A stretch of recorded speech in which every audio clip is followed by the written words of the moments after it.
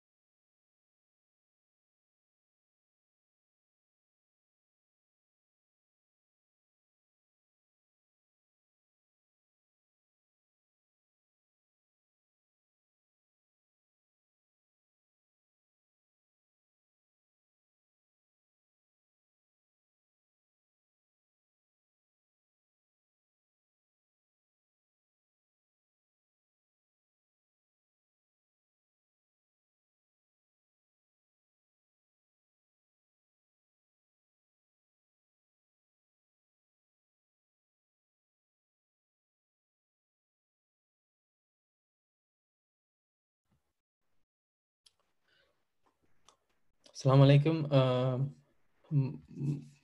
Mazaya Jamil and Secretariat. விலங்குதா நான் கதைக்கிறது ஒரு சாட்டில் டைப் பண்ணுங்க விளங்கிச்சுன்னு சொன்னேன். அண்ட் இன்னைக்கு இந்த ஐக்கன் வரையில் அதான் ஒரு கன்ஃபார்ம் பண்ணிக்கொள்றதுக்கு ஜூமில் இஷ்யூ ஒன்று இருந்துச்சு நேற்றுல இருந்து.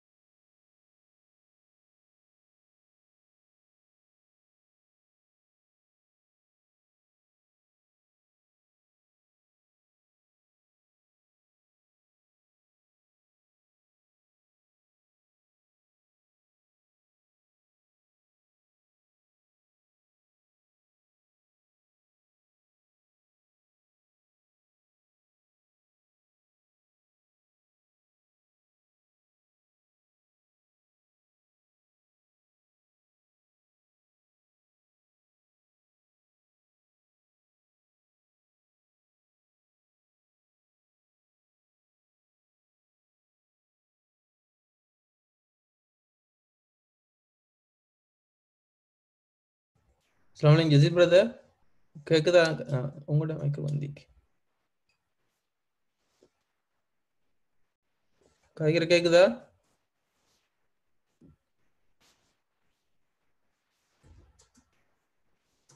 பேசுற விளங்குது Kishore brother. Right, okay okay. உங்களோட மைக் ஐக்கம் வந்திக்கு, மத்தவங்க யாரும் வந்து வர இல்ல. இப்பதான் வருது ஒன்றுண்டா. ஓகே சரி சரி. நான் வந்த பறக்கத்துல வரும் இன்ஷா அல்லாஹ் மத்தாக்கள். இன்ஷா அல்லாஹ். மரக்கத்தை மூக்கால் வர்ற மாதிரி விளங்குது. சரியா இருக்கப்பா.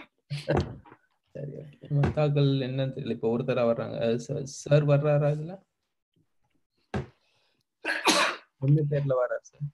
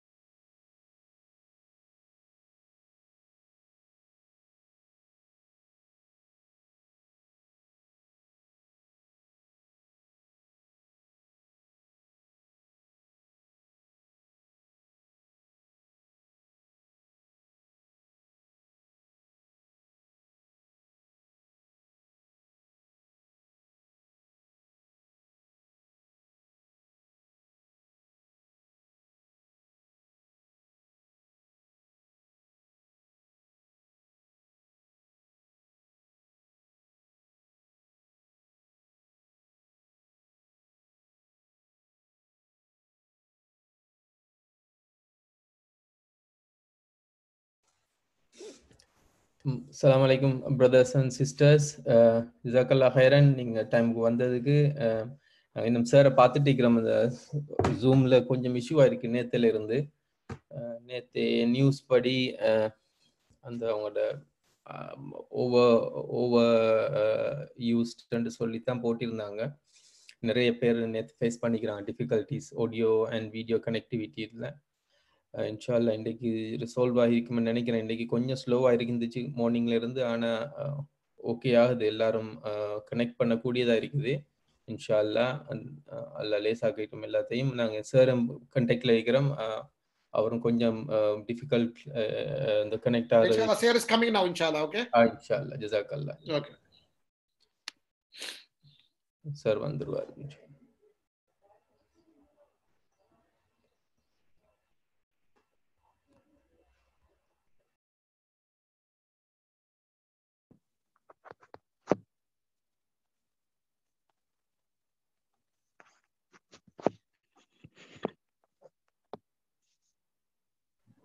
Assalamu alaikum, sir.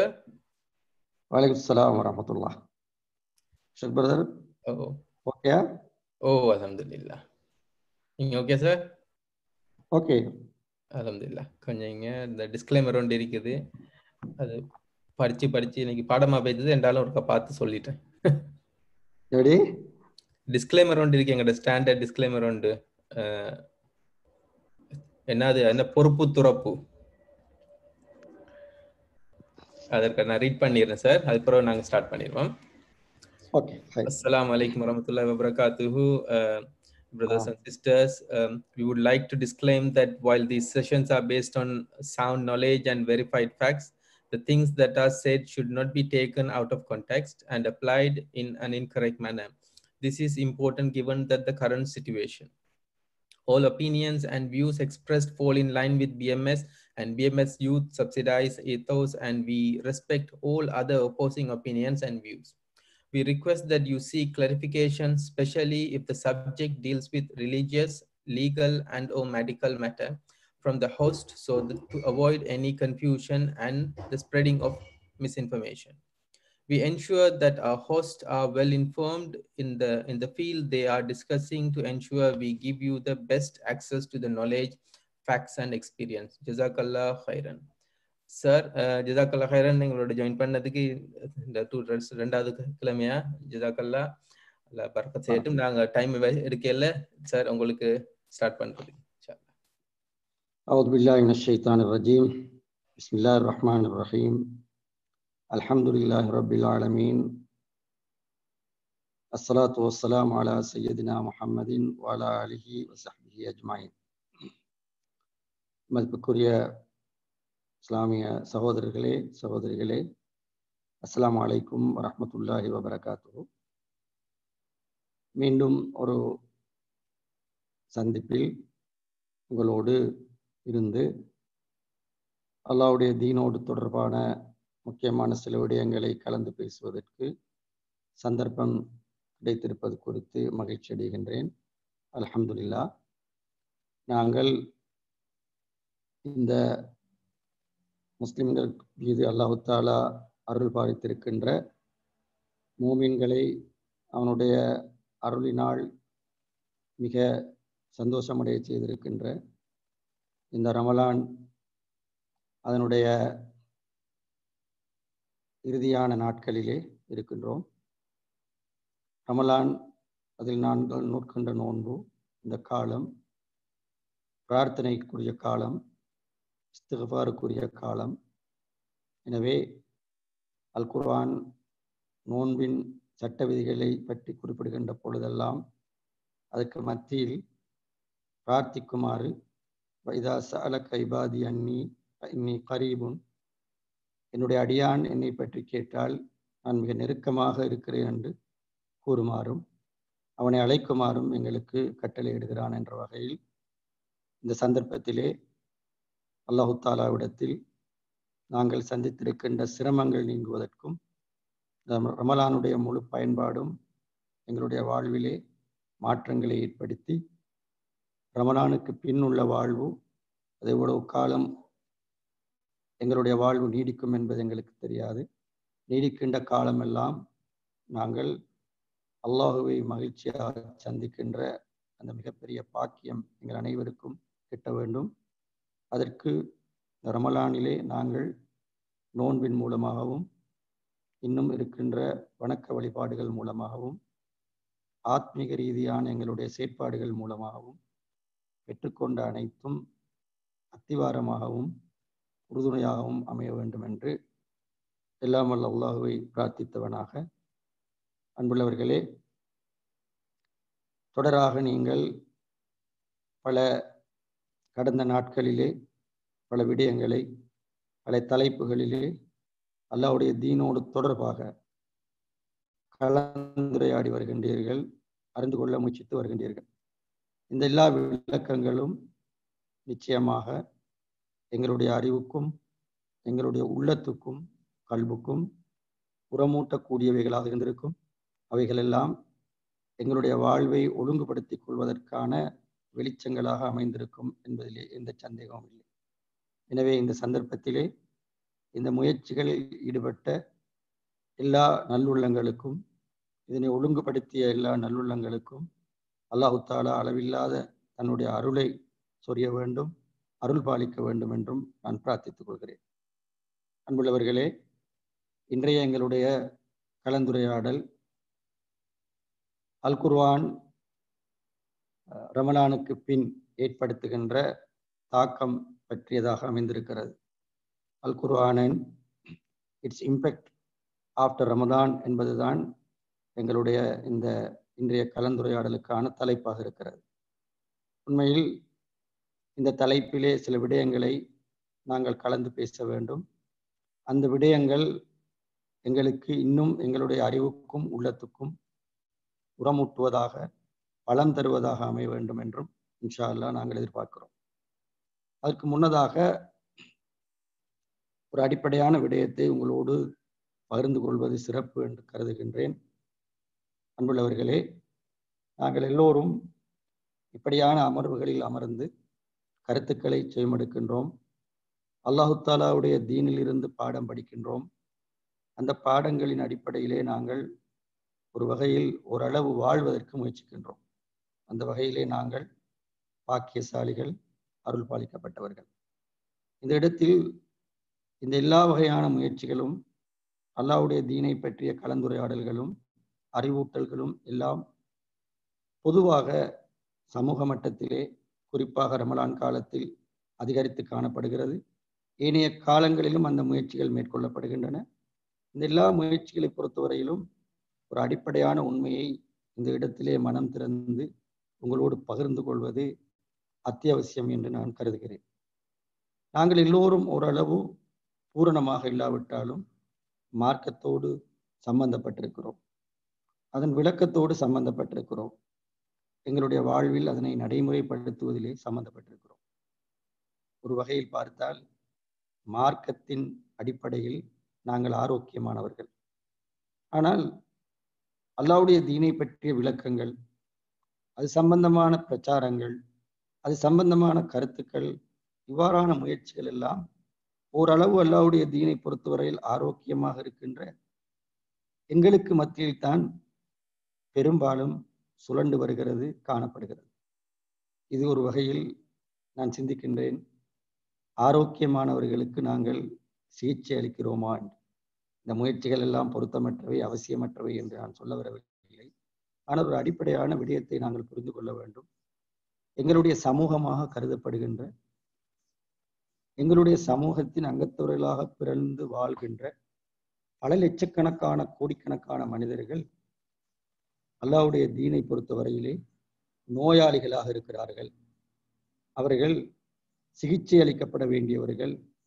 ஆனால் எங்களுக்கு கிடைத்திருக்கின்ற இந்த சிகிச்சைகள், ஓரளவு நாங்கள் ஆரோக்கியமாக இருக்கின்ற பொழுது எங்களுக்கு கிடைத்திருக்கின்ற இந்த சிகிச்சைகள் அந்த பல லட்சம் மனிதர்கள் நோயாளிகளாக இருக்கின்ற நிலையில் இந்த சிகிச்சைகள் அவர்களுக்கு கிடைப்பதில்லை, அவர்களை இலக்காக கொண்டு வழங்கப்படுவதில்லை, இவற்றுக்கு அவர்களோடு எந்த தொடர்பும் இல்லை.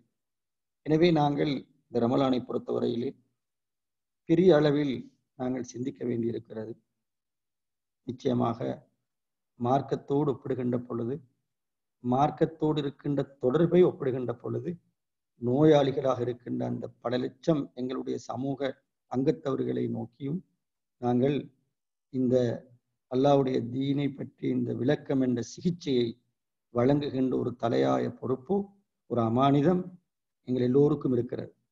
எனவே இன்று இருக்கின்ற நவீன இந்த சாதனங்களின் ஊடாக, எங்களுடைய முயற்சிகளின் ஊடாக, எங்களுடைய ஆற்றல்கள் மூலமாக, எங்களுடைய அறிவு நுட்பங்களின் மூலமாக நாங்கள் இந்த எல்லா மட்டங்களுக்கும் அல்லாஹ்வுடைய தீனுடைய அடிப்படையான நோக்கங்களை, கருத்துக்களை, லட்சியங்களை, அல்லாஹ்வுடைய வேத நூலின் வார்த்தைகளை எடுத்துச் செல்ல வேண்டிய ஒரு தலையாய பொறுப்பு எங்களுக்கு இருக்கிறது என்பதை நான் ஆரம்பத்திலே உங்களோடு பகிர்ந்து கொள்வதற்கு ஆசைப்படுகிறேன்.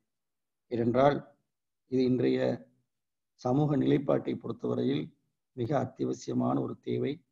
நாங்கள் எல்லோரும் நல்லவர்களுக்கு மத்தியில், மார்க்கத்தோடு இறுக்கமான தொடர்பு இருக்கின்றவர்களுக்கு மத்தியில் மாத்திரம் இந்த அறிவு பகிர்வுகளும், தீனை பற்றிய விளக்கங்களும், இதர முயற்சிகளும் மட்டுமே வரையறுக்கப்பட்டிருக்குமாக இருந்தால், இன்னும் பல கோடி மனிதர்கள் இந்த தூதை பெற்றுக்கொள்ள முடியாமல் அவர்களுடைய உலக வாழ்வையும் மறுமை வாழ்வையும் இழந்து போகின்ற ஒரு துர்ப்பாக்கிய நிலை இருப்பதையும் நாங்கள் இந்த சந்தர்ப்பத்திலே, இந்த புனிதமான நேரத்திலே உணர்ந்து பார்ப்பதற்கு கடமைப்பட்டிருக்கிறோம். இந்த அடிப்படையான ஒரு விடயத்தோடு அன்புள்ளவர்களே, நாங்கள் கடந்த கலந்துரையாடலிலும் நாங்கள் நோன்போடு சம்பந்தமாக அது எப்படி எங்களுக்கு தக்குவாவை பெற்றுத்தருகிறது என்பது பற்றிய ஒரு மிக முக்கியமான அடிப்படையில் நாங்கள் பல விடயங்களை கலந்து பேசினோம். இன்று அன்புள்ளவர்களே, நாங்கள் இந்த ரமலான் என்ற இந்த புனிதமான இந்த மாதத்திலே விதியாக்கப்பட்டிருக்கின்ற இந்த உன்னதமான நோன்பு, இந்த சௌமண்டு, இந்த கடமையை பொறுத்தவரையில் அதனோடு தொடர்பான வணக்க வழிபாடுகள் எல்லாம், குறிப்பாக அல் குர்ஆன் எங்களிலே இந்த முழு மாதமும் ஏற்படுத்தி இருக்கின்ற மாற்றங்கள், தாக்கங்கள் எப்படி இந்த மாதத்தை தொடர்ந்து அடுத்த காலங்களிலே தொடராக இத்தகைய தாக்கத்தை, இத்தகைய மாற்றத்தை, இத்தகைய ஸ்திரத்தன்மையை எங்களிலே ஏற்படுத்த வேண்டும் என்பது பற்றி நாங்கள் கலந்துரையாட இருக்கிறோம். அன்புள்ளவர்களே, ரமலான் மாதம் என்பதும் நோன்பு என்பதும் இரண்டு அம்சங்கள்.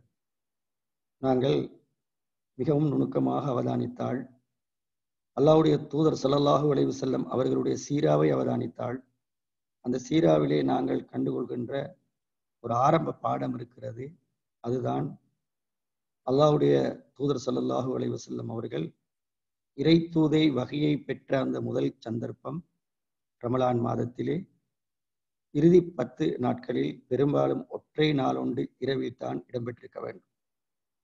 எனவே அல் குர்ஆனுடைய வருகை, அல்லாஹ்வுடைய வஹி, மனித வரலாற்றை முழுமையாக மாற்றியமைத்த அந்த அற்புதமான ஆரம்பம் நாங்கள் கடந்து கொண்டிருக்கின்ற இத்தகைய ஒரு ரமலானின் ஒரு இரவில் தான் இடம்பெற்றிருக்கிறது. அது எல்லா சஹீஹான ஹதீஸ்களிலும் உறுதிப்படுத்தப்பட்டிருக்கிறது. எல்லா உலமாக்களும் அதிலே இஜ்மாவாக ஒன்றுபடுகிறார்கள். அந்த அடிப்படையில் தான் அந்த நாள் மிக சிறப்புக்குரிய ஒரு நாளாக பிரகடனப்படுத்தப்பட்டிருக்கிறது. மனித வரலாற்றின் அதி உன்னதமான, அதிசிறந்த, மேன்மையான ஒரு நாளாக, இரவாக அது பிரகடனப்படுத்தப்பட்டிருக்கிறது. ஏனென்றால் மறுமை நாள் வரையில் மனித சமூகத்துக்கு அல்லாஹ்வுடைய ஹுதா என்ற அந்த வெளிச்சத்தை வழங்குகின்ற அற்புதமான அந்த வரலாற்றின் ஆரம்பம் அது. அன்புள்ளவர்களே, அந்த வகையில் நாங்கள் ரமலான் மாதம் என்ற இந்த மாதத்தை எப்படி நோக்க வேண்டும், அதனுள் குறிப்பாக அல் குர்ஆன் இறங்கிய அந்த தினத்தை எப்படி பார்க்க வேண்டும் என்பது பற்றி சற்று ஆழமாக சிந்திக்க கடமைப்பட்டிருக்கிறோம். உண்மையில் அல்லாஹ்வுடைய தூதர் ஸல்லல்லாஹு அலைஹி வஸல்லம் அவர்களுக்கு அல் குர்ஆன் இறங்கிய அந்த சந்தர்ப்பமும் அவர்களுக்கு நோன்பு கடமையாக்கப்பட்ட சந்தர்ப்பத்துக்கும் இடையில் சுமார் 15 வருட கால இடைவெளி ஒன்று இருக்கிறது. நாங்கள் நுபுவத்துடைய காலமான 13 வருடங்களையும் ஹிஜ்ரத்துக்கு பிற்பட்ட சீராவின் காலமான 10 வருடங்களையும் பார்க்கின்ற பொழுது, வஹி இறங்கிய அந்த ரமலானின் இரவு அந்த நாளிலிருந்து நோன்பு ரமலானில் கடமையாக்கப்பட்ட அந்த நாளிலிருந்து குத்திபா அலைக்குமுஸ் ஸியாம் கமா குத்திபா அலல் லதீன மின் கபிலிக்கும் என்ற அந்த வசனம் இறங்கிய நோன்பு விதியாக்கப்பட்ட அந்த நாள் வரையில் இருக்கின்ற காலையிலேயே பார்த்தால் அது 15 வருடங்கள். இந்த 15 வருடங்களும் இந்த ரமலான் மாதம், அதிலே இந்த அல் குர்ஆன் இறக்கப்பட்ட நாள் மகிமையோடு கழிந்து போயிருக்கிறது. சூரத்துல் கத்ர், இன்னா அன்ஸல்னாஹு ஃபீ லைலத்தில் கத்ர் என்ற அந்த சூரா அல் குர்ஆன் இறங்கியதையும் அதனுடைய மகிமையையும் அது எவ்வளவு பெருமதியானது என்பதையும், அந்த நாள் அந்த இரவு ஒவ்வொரு வருடமும் ரமலானில் வந்து போகிறது, அந்த இரவு வந்து போகின்ற பொழுதெல்லாம் எத்தகைய ஒரு மகத்தான ஆத்மீக மாற்றம் நடைபெறுகிறது, மிகப்பெரிய ஒரு ஆத்மீக விழா நடைபெறுகிறது என்பதை குறித்து காட்டுகிறது. இந்த சூரத்துல் கத்ர் இறங்கியதும் ஆரம்ப காலத்தில் மக்காவில் தான். எனவே நாங்கள் ஒரு அடிப்படையான உண்மையை விளங்கிக் கொள்ள வேண்டும்.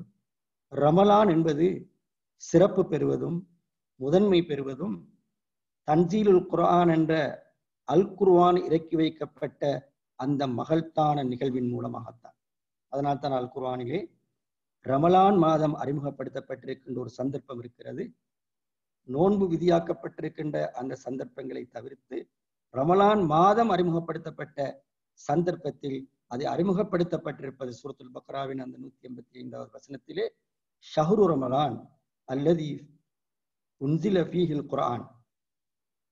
குர்ஆன் இறக்கப்பட்ட அந்த விடயத்தை, அந்த நிகழ்வை அடிப்படையாக கொண்டுதான் ரமலான் மாதம் அல் குர்ஆனிலே அறிமுகப்படுத்தப்பட்டிருக்கிறது. இரண்டாவது பட்சமாகத்தான் அந்த மாதத்தை சந்திக்கின்றவர்கள் நோன்பு நோக்கட்டும் என்ற அந்த நோன்பின் கடமை கட்டளை பிறப்பிக்கப்பட்டிருக்கிறது. எனவே அன்புள்ளவர்களே, நாங்கள் ஒரு அடிப்படையான உண்மையை புரிந்து கொள்ள வேண்டும். ரமலான் என்பது நோன்பின் மூலம் சிறப்பு பெறுவதற்கு முன்னதாக அல் குர்ஆனுடைய தன்சீலுல் குர்ஆன் என்ற அல் குர்ஆனுடைய ஆரம்பத்தின் மூலம் சிறப்பு பெற்றிருக்கிறது. அது மட்டுமல்ல, நோன்பு கடமையாக்கப்படுவதற்கு முன்னதாக 15 வருடங்கள் தொடர்ச்சியாக இந்த இரவை முஸ்லிம்கள் சந்தித்திருக்கிறார்கள். அல்லாஹ்வுடைய தூதர் ஸல்லல்லாஹு அலைஹி வஸல்லம் அவர்கள் சந்தித்திருக்கிறார்கள். சூரத்துல் கத்ரின் மூலம் அந்த இரவு உயிர்ப்பிக்கப்பட்டிருக்கிறது. அதனுடைய மேன்மை குறிப்பிடப்பட்டிருக்கிறது. மனித சமூகத்துக்கு அது மிகப்பெரிய அருட்கொடை என்று கூறப்பட்டிருக்கிறது. அது மட்டுமல்ல, அந்த நிகழ்வு இடம்பெற்ற அந்த மகத்தான மனித வரலாற்றின் அந்த உன்னத சந்தர்ப்பம் சூரத்துல் கத்ரில் குறிப்பிடப்படுகிறது போல ஒரு மிகப்பெரிய ஆத்மீக விழாவாக வானமும் பூமியும் இணைந்து கொண்டாடுகிறது. அங்கு ஒரு ஆத்மீக விழா இருக்கிறது. அந்த விழாவிலே மலாய்க்காமார்கள் இறங்குகிறார்கள். அழகான முறையில் அந்த விழாவை சித்தரித்து காட்டுகிறது சூரத்துல் கத்ர். இன்னா அன்ஸல்னாஹு ஃபீ லைலத்துல் கத்ர். நாங்கள் அந்த மகத்தான இரவிலே நாங்கள் இந்த குர்ஆனை இறக்கி வைத்தோம். வமா அத்ராக மா லைலத்துல் கத்ர்.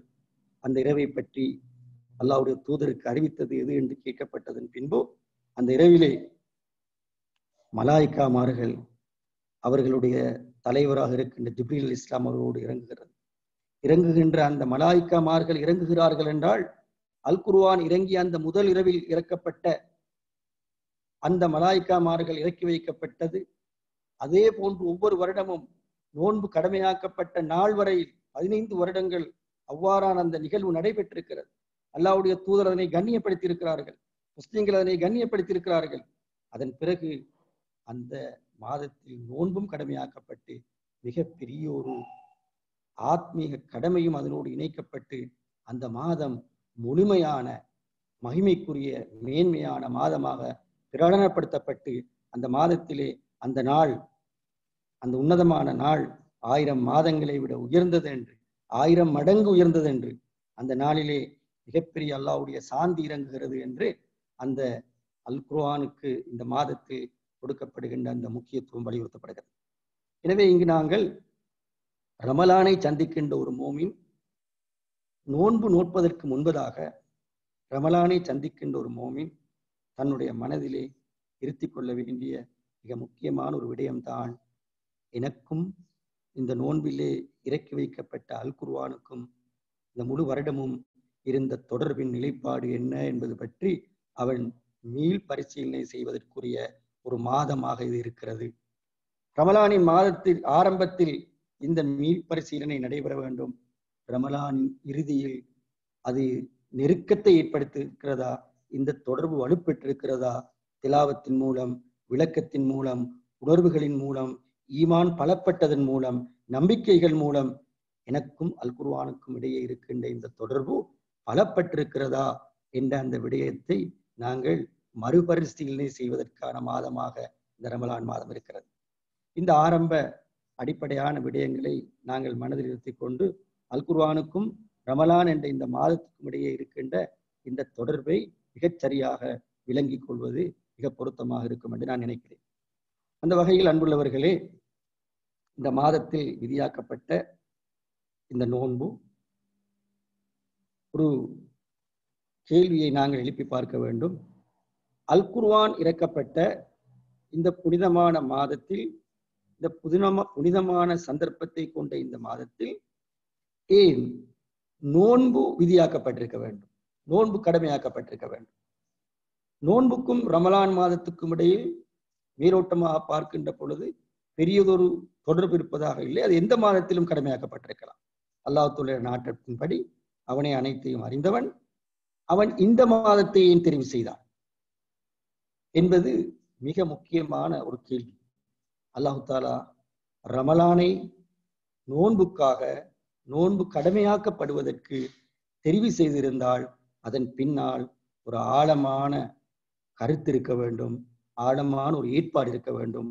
அல்லாஹ் தஆலா அவனுடைய அடியார்களை அறிந்தவன் என்ற வகையில் இந்த மாதத்தில் இந்த நோன்பை விதியாக்குவதன் மூலம் அவன் மனித சமூகத்தில், குறிப்பாக மூமின்கள் மத்தியில் மிக பெரிய ஒரு எதிர்பார்க்கை அவன் மூமின்களிடமிருந்து எதிர்பார்க்கின்றான். அது என்ன என்பதை பற்றியும் நாங்கள் சிந்திக்க வேண்டும். ஏன் ரமலான் மாதம் நோன்பு கடமையாக்கப்படுவதற்கு தெரிவு செய்யப்பட்டது? இந்த கேள்விக்கான ஒரு சரியான விளக்கமும் விடையும் ரமலான் மாதத்தில் நாங்கள் பெறுகின்றவைகள் அடுத்த எங்களுடைய வாழ்விலே எங்களை ஒழுங்குபடுத்துவதற்கான ஆதாரங்களாகவும் அடிப்படைகளாகவும் அமையும். அந்த வகையில் அன்புள்ளவர்களே, பெரும்பாலும் நாங்கள் யூகிக்கக்கூடியதாக இருக்கிறது. ரமலான் மாதத்தின் அல் குர்ஆன் இறங்கியது. இது அல் குர்ஆனுக்குரிய காலம். இந்த மாதம் அல் குர்ஆன் இறங்கியதால் சிறப்பிக்கப்படுகின்ற மாதம். இந்த சிறப்புகளுக்கு மத்தியிலே நோன்பு என்ற இந்த அற்புதமான பயிற்சியை, இந்த கடமையை விதியாக்கி அந்த நோன்பு தருகின்ற, ஏற்கனவே நாங்கள் பார்த்த அந்த பயிற்சியின் மூலம் அல் குர்ஆனுக்கும் ஒரு மோமினுக்கும் இடையில் இருக்கின்ற தொடர்பை மேலும் வலுப்படுத்த வேண்டும் என்று அல்லாஹு தாலா எதிர்பார்த்திருப்பார். ஏனென்றால் ஏற்கனவே நாங்கள் கடந்த கலந்துரையாடலிலே பார்த்தோம், நோன்பு என்ற இந்த கடமை அல்லது நாங்கள் நோட்கின்ற இந்த நோன்பு எப்படி எங்களை ஆத்மீக ரீதியான வணக்க வழிபாடுகளில் ஆர்வம் கொண்ட மனிதர்களாகவும் அவற்றின் மீது ஆர்வம் கொள்ளச் செய்யத்தக்க வகையில் எங்களுடைய மனநிலையையும் எங்களுடைய உள்ளத்தையும் அது எப்படி மாற்றி அமைக்கிறது என்பதை பற்றி நாங்கள் கலந்துரையாடி. எனவே நோன்பு என்பது முதலாவதாக எங்களை தயார்படுத்துகின்ற, எங்களுடைய மனநிலையை ஒழுங்குபடுத்துகின்ற இந்த நிலையில் அவ்வாறு ஒழுங்குபடுத்துகின்ற பொழுது எங்களுடைய முதல் கவனம் திலாவத்துல் குர்ஆனில் செல்கிறது. அதை நாங்கள் இயல்பாக பார்க்கிறோம். உயிரோட்டமாக நாங்கள் அதனை திலாவத் செய்கிறோமா இல்லையா என்பது வேறு பிரச்சனை. ஆனால் நாங்கள் அடிப்படையாக பார்க்கிறோம், நாங்கள் குர்ஆனின் பக்கம் ஈர்க்கப்படுகிறோம். குர்ஆனின் மீது ஒரு அற்புதமான ஆர்வம் எங்களுக்கு ஏற்படுகிறது. குர்ஆனை நோக்கி நாங்கள் நகர்த்தப்படுகிறோம். அதனுடைய திலாவத் செய்வதிலே மிகப்பெரிய ஆர்வம் காட்டுகிறோம். எனவே இங்கு ஒரு அடிப்படையான ஒரு மனித இயல்போடு கலந்த ஒரு ஏற்பாடு அல்லாஹு தாலா செய்திருக்கிறான் என்பது தெளிவாகிறது. அதனால் அதுதான் ரமலான் என்ற இந்த மாதத்தில் அல் குர்ஆன் இறக்கப்பட்ட நிலையில், அல் குர்ஆனுடைய மாதத்தில் இந்த நோன்பு தருகின்ற இந்த ஆத்மீக வேட்கையும் ஆர்வமும் மனிதர்களை அல் குர்ஆனோடு பலப்படுத்தி இறுக்கமாக்கி அதன் ஊடாக அல் குர்ஆன் தருகின்ற அந்த அற்புதமான வழிகாட்டலோடும் உணர்வுகளோடும் நம்பிக்கைகளோடும் எங்களை இணைத்து அந்த பயிற்சியின் மூலம் எங்களை அடுத்த காலங்களில் ஈமானிய உள்ளங்களாக, ஸ்திரப்பட்ட மனிதர்களாக, அல்லாஹ்வுடைய தீனோடு இணைந்து வாழ்கின்றவர்களாக மாற்றுவதற்குரிய ஒரு வாய்ப்பு இதன் மூலம் ஏற்படும் என்று நாங்கள் நம்பலாம். அதனால்தான் நான் நினைக்கின்றேன், அல் குர்ஆன் ரமலான் மாதத்தை அறிமுகப்படுத்தும் பொழுது நோன்பின் மூலம் அதனை அறிமுகப்படுத்தவில்லை. அதனை அறிமுகப்படுத்தியது அல் குர்ஆனின் மூலம். ஷஹ்ரு ரமலான் அல்லது உன்சில ஃபீஹில் குர்ஆன் ஹுதல் லின்னாஸ். எனவே அந்த அடிப்படையில் தான் நாங்கள் அதனை பார்க்கிறோம். எனவே இந்த பின்னணியில் பார்க்கின்ற பொழுது ரமலான் என்பது நோன்புக்கு முன்னதாக குர்ஆனை நோக்கிய ஒரு அழைப்பாக, ரமலான் என்பது குர்ஆனுக்கும் எங்களுக்கும் இடையே இருக்கின்ற தொடர்பை மறுபரிசீலனை செய்கின்ற ஒரு அடிப்படையாக இந்த ரமலான் காணப்படுகிறது. எனவே அந்த மாதத்தில் அந்த குர்ஆன் இறங்கிய அந்த இரவையும் சந்தித்து ஒரு அற்புதமான குர்ஆனிய தொடர்பை ஏற்படுத்திக் கொள்ள வேண்டிய ஒரு அவசியம் எங்களுக்கு இருக்கிறது. எனவே அன்புள்ளவர்களே, அந்த அடிப்படையிலே நாங்கள் இப்பொழுது இந்த வருட ரமலானிலே பல தினங்களை, பல நாட்களை கடந்து விட்டோம். இப்பொழுது இறுதி கட்டத்தை நாங்கள் நெருங்கிக் கொண்டிருக்கிறோம். நாங்கள் கடந்த நாட்களிலே பெற்றுக்கொண்டவைகள் அநேகம் இருக்கின்றன. அவைகள் எங்களுடைய சிந்தனைக்கு, அவைகள் எங்களுடைய உள்ளத்துக்கு, அவைகள் எங்களுடைய ரூஹுக்கு, அவைகள் எங்களுடைய ஆத்மாவுக்கு அநேகம் தந்திருக்கின்றன. எங்களுக்கு பாவ மன்னிப்பை தந்திருக்கின்றன. எங்களுக்கு பிரார்த்தனைக்குரிய வாயல்களை திறந்து விட்டிருக்கின்றன. அல் குர்ஆனோடு எங்களை நெருக்கமாக தொடர்புபடுத்தி இருக்கின்றன. சலாத் என்ற அந்த அற்புதமான வணக்கத்தோடு அதிகம் எங்களை இணைத்து வைத்திருக்கிறது. இந்த எல்லா இணைப்புகளும், இந்த எல்லா தொடர்புகளும், இந்த எல்லா வகையான முயற்சிகளும் இணைந்து இப்பொழுது நாங்கள் மிகப்பெரிய ஒரு பயிற்சியை பெற்ற, ஒரு முழுமையாக பயிற்சி பெற்ற ஒரு இராணுவ வீரனுக்கு ஒப்பாக நாங்கள் இப்பொழுது இருக்கிறோம். எனவே எங்களுக்கு இப்பொழுது ஒரு கடப்பாடும் கடமையும் இருக்கிறது. ஒரு இராணுவ வீரன் எப்படி தன்னுடைய எதிரிகளுக்கு எதிராக திடத்தோடும் திடகாத்திரமாகவும் உறுதியாகவும் வலிமையாகவும் யுத்த களத்திலும் போர்க்களத்திலும் ஏனைய சந்தர்ப்பங்களிலும் போராடுகின்றானோ, உறுதியாக நிற்கின்றானோ, அவ்வாறு இந்த ரமலான் முடிவடைந்ததன் பின்பு நாங்கள் சந்திக்கின்ற வாழ்க்கை பாதையிலே ஷைத்தானின் எங்களுடைய பிரதான எதிரிக்காக நாங்கள் போராடுகின்ற அந்த வனவலிமையை நாங்கள் இப்பொழுது பெற்றிருக்கிறோம். ஏனைய காலங்களை விட கூடுதலாக பெற்றிருக்கிறோம், பயிற்றுவிக்கப்பட்டிருக்கிறோம். எனவே ரமலானுக்கு அடுத்த எங்களுடைய வாழ்வு என்பது அல் குர்ஆனினால் போஷிக்கப்பட்ட ஒரு வாழ்க்கை. அல் குர்ஆனினால் போஷிக்கப்பட்ட அந்த வாழ்விலே எங்களுக்கு தரப்பட்டிருக்கின்ற பலம், எங்களுக்கு தரப்பட்டிருக்கின்ற நம்பிக்கை, எங்களுக்கு தரப்பட்டிருக்கின்ற தக்வா அந்த ஷைத்தானுக்கு எதிரான போராட்டத்தை ஏனைய காலங்களில் வலுப்படுத்துவதற்கு, உறுதிப்படுத்துவதற்கு, கூர்மைப்படுத்துவதற்கு மிகப்பெரிய ஒரு காரணியாக அமைய வேண்டும். நான் நினைக்கின்றேன் அல் குர்ஆனை பொறுத்தவரையில் ரமலானுக்கு அடுத்த கட்டமாக எங்களில் ஏற்படுத்துகின்ற ஒரு பெரிய தாக்கம் அது. அன்புள்ளவர்களே, ரமலான் பின்பு அல் குர்ஆனோடான எங்களுடைய தொடர்பு போது நாங்கள் அவதானிக்கிறோம். இந்த தொடர்பில் இருக்க வேண்டிய மிகப்பெரிய ஒரு அடிப்படை சில போது மறந்து போகிறது. ஒரு குறையாக சொல்வதல்ல, மறந்து போகிறது. அதனை நோக்கி ஊக்குவிக்கப்படுவதில்லை, அதனை நோக்கி கவனம் திருப்பப்படுவதில்லை. அதை நாங்கள் மிக முக்கியமாக அவதானிக்க வேண்டும். அந்த அவதானம் தான் அல் குர்ஆனுக்கும் ஒரு மூமினுக்கும் இடையே இருக்கின்ற தொடர்பு என்பது அல்லாஹ்வுடைய வார்த்தைகளுக்கும் அந்த மூமினுக்கும் இடையிலே இருக்கின்ற அந்த தொடர்பின் கண்ணியத்தை உணர்ந்த நிலையில் இருக்க வேண்டும் என்பது. அல்லாஹ்வுடைய இந்த வேத நூலுக்கு நாங்கள் கண்ணியம் கொடுக்கிறோம். அல் குர்ஆனை எங்களுடைய உயிரிலும் மேலாக நாங்கள் மதிக்கிறோம். நாங்கள் அதற்கு எல்லா வகையிலும் நாங்கள் கண்ணியம் கொடுக்கிறோம். ஆனால் அன்புள்ளவர்களே, அந்த கண்ணியமும் அந்த மதிப்பும் எங்களுடைய உள்ளுணர்வை தாக்கி எங்களுடைய ஆத்மாவை அப்படியே உயிர்ப்பித்து அந்த அல் குர்ஆனை காண்கின்ற பொழுதெல்லாம், அதனுடைய வார்த்தைகளை செய்மடுக்கின்ற பொழுதெல்லாம், அதை நாங்கள் படிக்கின்ற பொழுதெல்லாம் இந்த முழு பிரபஞ்சத்தையும் படைத்து பரிபாலிக்கின்ற ஏக வல்லவனாகிய அல்லாஹ்வுடைய வார்த்தைகள் அவன் எங்களோடு உரையாடுகிறான் என்ற அந்த மிகப்பெரிய ஆச்சரியமான உணர்வை அது எங்களில் ஏற்படுத்துகின்ற அந்த நிலைக்கு நாங்கள் செல்ல வேண்டும். ஒரே இரவில் ஒரே நாளில் அவ்வாறான ஒரு தரத்துக்கு எங்களால் செல்ல முடியாது. ஆனால் அப்படியான ஒரு தரத்தை அடைவதற்கு நாங்கள் எல்லோரும் முயற்சிக்க வேண்டும். இந்த ரமலானுக்கு அடுத்த கட்டத்திலும் எங்களுக்கு அப்படியான ஒரு மனப்பக்குவத்தை தருவதாக அமைய வேண்டும். அல் குர்ஆனில் இருந்து நாங்கள் ரமலானில் படிக்கின்ற அல்லது எங்களில் ஏற்படுத்த விரும்புகின்ற அல் குர்ஆன் ஏற்படுத்த விரும்புகின்ற முதலாவது மாற்றமாக நான் கருதுவது இந்த கண்ணியத்துக்குரிய தொடர்பு, இந்த உணர்வு பூர்வமான தொடர்பு, இந்த ஆச்சரியமான தொடர்பு. அல்லாஹ்வுடைய வார்த்தைகள் என்றவுடன் எங்களுடைய சகல நாடி நரம்புகளும், எங்களுடைய முழு உடலும், எங்களுடைய ஆத்மாவும் உறுப்புகளும் அப்படியே பணிந்து சிரம் தாழ்த்தி உணர்ந்து உயிர் பெற்று உயிரோட்டமடைய வேண்டும் என்பதுதான் அதன் கருத்து. ஒரு சாதாரண விடயம் அல்ல. என்னுடைய வார்த்தைகளின் அளவுக்கு நான் வாழவில்லை, என்னுடைய வார்த்தைகளின் அளவுக்கு நான் உணரவில்லை. ஆனால் அப்படியான ஒரு எல்லையை நோக்கி நாங்களும், எங்களுடைய குடும்பத்தினரும், எங்களுடைய பிள்ளைகளும், எங்களை சூழ இருக்கின்ற மனிதர்களும் அல்லாஹ்வுடைய வார்த்தைக்கு முன்னால் அதற்கே உரிய கண்ணியத்தை, கண்ணீர் வழிந்தோடுகின்ற அந்த கண்ணியத்தை வழங்க வேண்டும் என்பதுதான், அவ்வாறான ஒரு நிலைக்கு எங்களை உட்படுத்திக் கொள்ள வேண்டும் என்பதுதான் நான் நினைக்கின்றேன் முதல் மாற்றமாக இருக்க வேண்டும். அன்புள்ளவர்களே, உங்களை நான் அல்லாஹ்வுடைய வேத நூலின் சூரத்துல் ஹஷ்ரின் 21வது வசனத்தை நோக்கி அழைத்து செல்கிறேன். இந்த உணர்வை அது படம் பிடித்து காட்டுகிறது. லவ் அன்ஸல்னா ஹாதல் குர்ஆன அலா ஜபலின் லரஅய்தஹு காஷிஅன் முத்தஸத்திஅன் மின் ஹஷ்யத்தில்லாஹ். அந்த வசனத்தின் பக்கம் பல 100 முறை நாங்கள் எல்லோரும் ஓதி இருக்கிறோம். அந்த வசனத்தின் பக்கம் உங்களுடைய கவனத்தை திருப்புங்கள். இந்த வசனத்தை அமைதியான ஒரு இரா பொழுதிலே, எல்லோரும் உறங்கி இருக்கின்ற ஒரு நிலையிலே, ஒரு அதிகாலை வேளையிலே நீங்கள் கருத்தாளத்தோடு ஓதி பாருங்கள். அந்த வசனம் மிக ஆச்சரியமான ஒரு வசனம். லவ் அன்ஸல்னா ஹாதல் குர்ஆன அலா ஜபலின் லரஅய்தஹு காஷிஅன் முத்தஸத்திஅன் மின் ஹஷ்யத்தில்லாஹ். இந்த வசனத்தின் மூலம் அல்லாஹ் தஆலா வத்தில்கல் அம்சாலு நத்ரிபுஹா லின்னாஸி லஅல்லஹும் யதஃபக்கரூன்.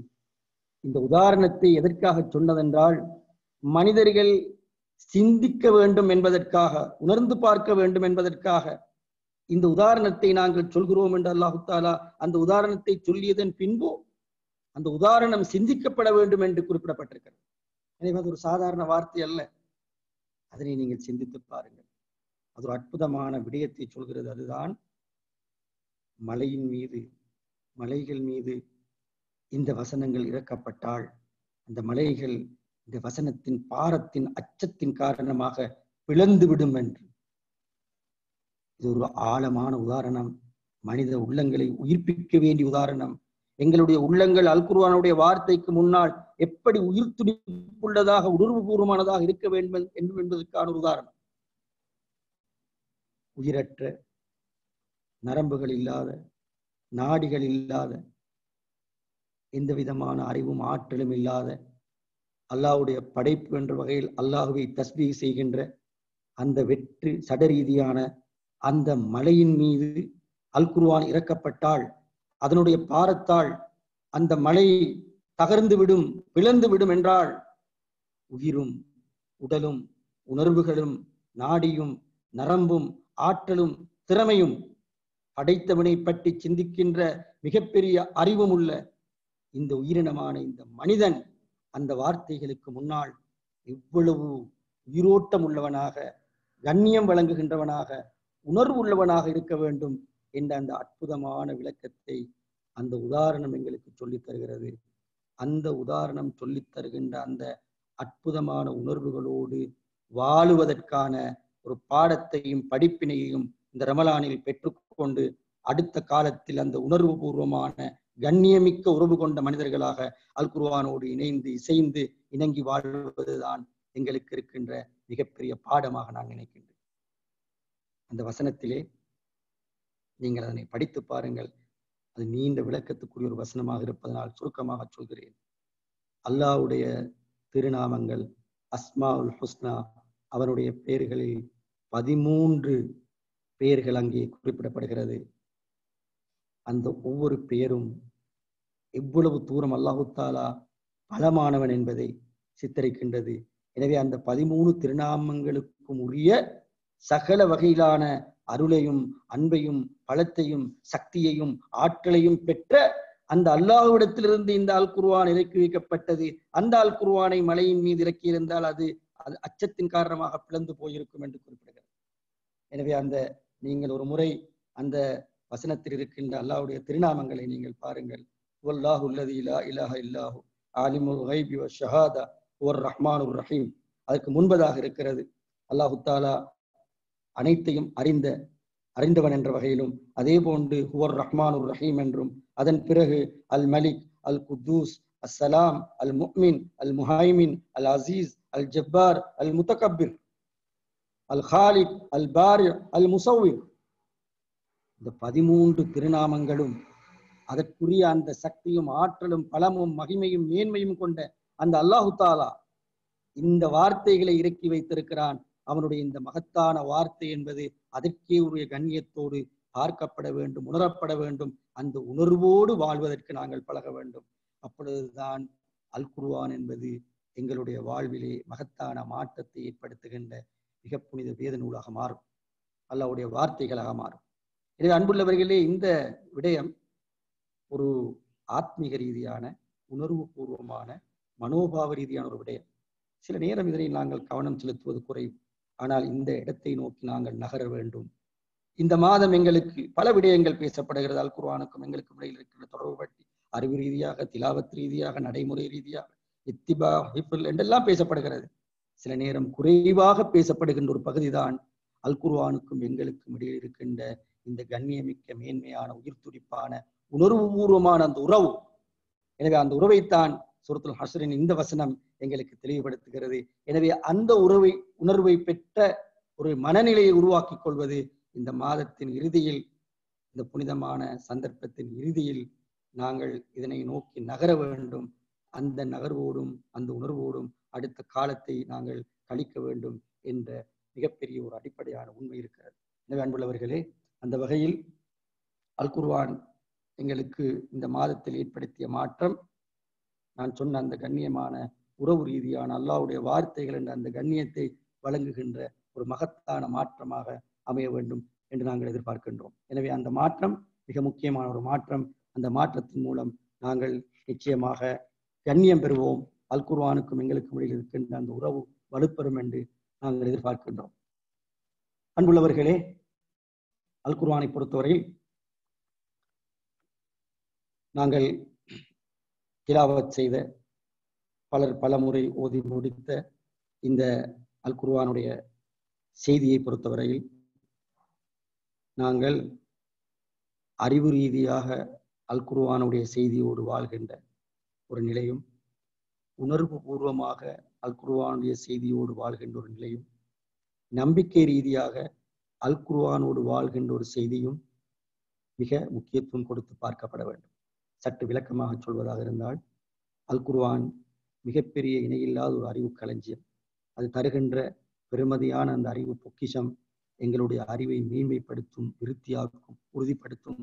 அது எங்களுக்கு ஒரு அற்புதமான உலகத்தை காண்பிக்கும்.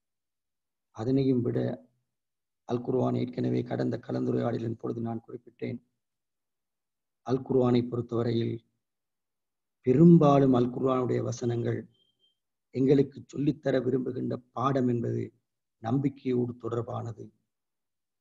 அது மறுமை நம்பிக்கையோடு 1500க்கும் அதிகமான வசனங்கள் மூலமாக எங்களோடு பேசுகிறது என்று நாங்கள் பார்த்தோம். அல்லாஹ்வுடைய அந்த பலம், சக்தி, ஆற்றல், அல்லாஹ்வுடைய நம்பிக்கை சம்பந்தமாக 500க்கும் அதிகமான வசனங்களோடு அவை எங்களோடு பேசுகிறது என்று பார்த்தோம். இன்னும் இருக்கின்ற வசனங்களில் இன்னும் பல நூறு விடயங்களோடு தொடர்பாக, அது அக்கீதாவோடு, ஈமானோடு, ஷரியாவோடு, வாழ்க்கை வழிகாட்டலோடு, போராட்டங்களோடு, வரலாற்றோடு, இன்னும் பல பல படிப்பினைகளோடு அல் குர்ஆனுடைய வசனங்கள் 6600க்கும் அதிகமான வசனங்கள் பேசுகின்றன. ஆனால் நாங்கள் எங்களுடைய வாழ்வை இந்த போராட்ட களத்தில் நிலைப்படுத்திக் கொள்வதற்கு நாங்கள் முதன்மையாக அல் குர்ஆன் முக்கியத்துவம் கொடுத்திருக்கின்ற மிக முக்கியமான, அதிகமாக பேசுகின்ற அந்த விடயங்களோடு எங்களை பிணைத்துக் கொள்வதற்கு அல் குர்ஆனின் மூலம் வழியமைத்துக் கொள்ள வேண்டும் என்பதுதான் நான் நினைக்கின்றேன் ரமலான் தருகின்ற 2வது பாடம். இந்த பாடத்தை நாங்கள் இந்த ரமலானில் பெற்று அதன் பிறகு அடுத்த காலத்திலே நாங்கள் உயிர் துடிப்புள்ள மனிதர்களாக இருக்க வேண்டும். ஏனென்றால் அல் குர்ஆன் இந்த நம்பிக்கைகளோடு தொடர்பாக 2000க்கும் அதிகமான வசனங்களை இறக்கி வைத்து அல் குர்ஆனிலே அல்லாஹ் தஆலா மனிதன் அந்த வசனங்களின் மூலமாக அந்த நம்பிக்கையை பெறுவதற்கு முயற்சிக்க வேண்டும் என்று எதிர்பார்க்கின்றான். தகவல் ரீதியாக, போதனைகள் ரீதியாக, பயான் ரீதியாக, ஏனைய விளக்கங்கள் ரீதியாக, இபாதத்துகள் ரீதியாக, ஔராதுகள் ரீதியாக, சிக்ருகள் ரீதியாக இந்த நம்பிக்கையை, அல்லாஹ்வுடைய தீனின் அடிப்படை அத்திவாரமாக இருக்கின்ற இந்த மறுமை, அல்லாஹ்வை பற்றி இந்த நம்பிக்கையை பெறுவது என்பது அத்தியாவசியமானது. அதிலிருந்து எங்களுக்கு பயன்பாடு கிடைக்கிறது, அதில் சந்தேகமில்லை. ஆனால் அவை எல்லாவற்றையும் விட அல் குர்ஆனுடைய வசனங்கள் மூலம் இந்த நம்பிக்கை உயிர்ப்பிக்கப்படுவதும், உயிர் துடிப்பாக எங்களுடைய உள்ளத்திலே அது ஊட்டப்படுவதும், அது வாழ்வதும் மிக முக்கியமானது. அதுதான் மூல ஊற்று. இந்த நம்பிக்கையை பெறுவதற்கான மூல ஊற்று. அந்த மூல ஊற்றின் பக்கம் நாங்கள் திரும்ப வேண்டும். எனவே அல் குர்ஆன் இந்த மாதத்தில் நாங்கள் அல் குர்ஆனை திலாவத் செய்து பெற்றுக்கொண்ட மகத்தான பாடம்தான் அந்த நம்பிக்கைகளை நாங்கள் அல் குர்ஆனுடைய வசனங்கள் மூலமாக தொடர்ச்சியாக பருகிக்கொண்டே இருக்க வேண்டும். உள்ளத்தில் நாங்கள் அந்த நம்பிக்கையை பதிப்பதற்கு அல் குர்ஆனுடைய இந்த 2000க்கும் அதிகமான வசனங்களில் நாங்கள் தங்கியிருக்க வேண்டும். அது எப்படி சாத்தியம்? அந்த வசனங்களை ஓதுகின்ற பொழுது அதற்குரிய அந்த கருத்தோடும் அந்த பின்னணியோடும் உணர்வு பூர்வமாக நாங்கள் அதனை ஓதுகின்ற பொழுதுதான் அந்த தாக்கம் எங்களில் ஏற்படும். எத்தனை வசனங்கள், எத்தனை ஆதாரங்கள், எத்தனை அற்புதமான விளக்கங்கள், எத்தனை தர்க்கங்கள், சொர்க்கம் நரகத்தை பற்றி எத்தனை தத்ரூபமான மிக அழகான ஆழமான கவர்ச்சியான விளக்கங்கள், நரகத்தை பற்றி இருக்கின்ற அதில் இருக்கின்ற தண்டனைகளை பற்றி அச்சுறுத்துகின்ற, பயப்படுத்துகின்ற, எங்களை மிகப்பெரிய ஈமானிய வலிமையை தருகின்ற, தீமையை நெருங்காமல் இருப்பதற்கான எத்தனை விளக்கங்கள் அல் குர்ஆனில் இருக்கிறது. ஏற்கனவே கடந்த கலந்துரையாடலில் இதை பற்றி நாங்கள் விரிவாக பார்த்தோம். எனவே ரமலானை தொடர்ந்து அல் குர்ஆன் தந்திருக்கின்ற மிகப்பெரிய பயன்பாட்டில் ஒன்றுதான் ஈமானிய சக்தியை, பலத்தை நாங்கள் அல் குர்ஆனுடைய வசனங்களில் இருந்து பெற்றுக்கொள்ள முயற்சிக்க வேண்டும். எங்களுடைய இளைய தலைமுறைக்கு அல் குர்ஆனை இந்த அடிப்படையில் நாங்கள் தொடர்படுத்த வேண்டும்.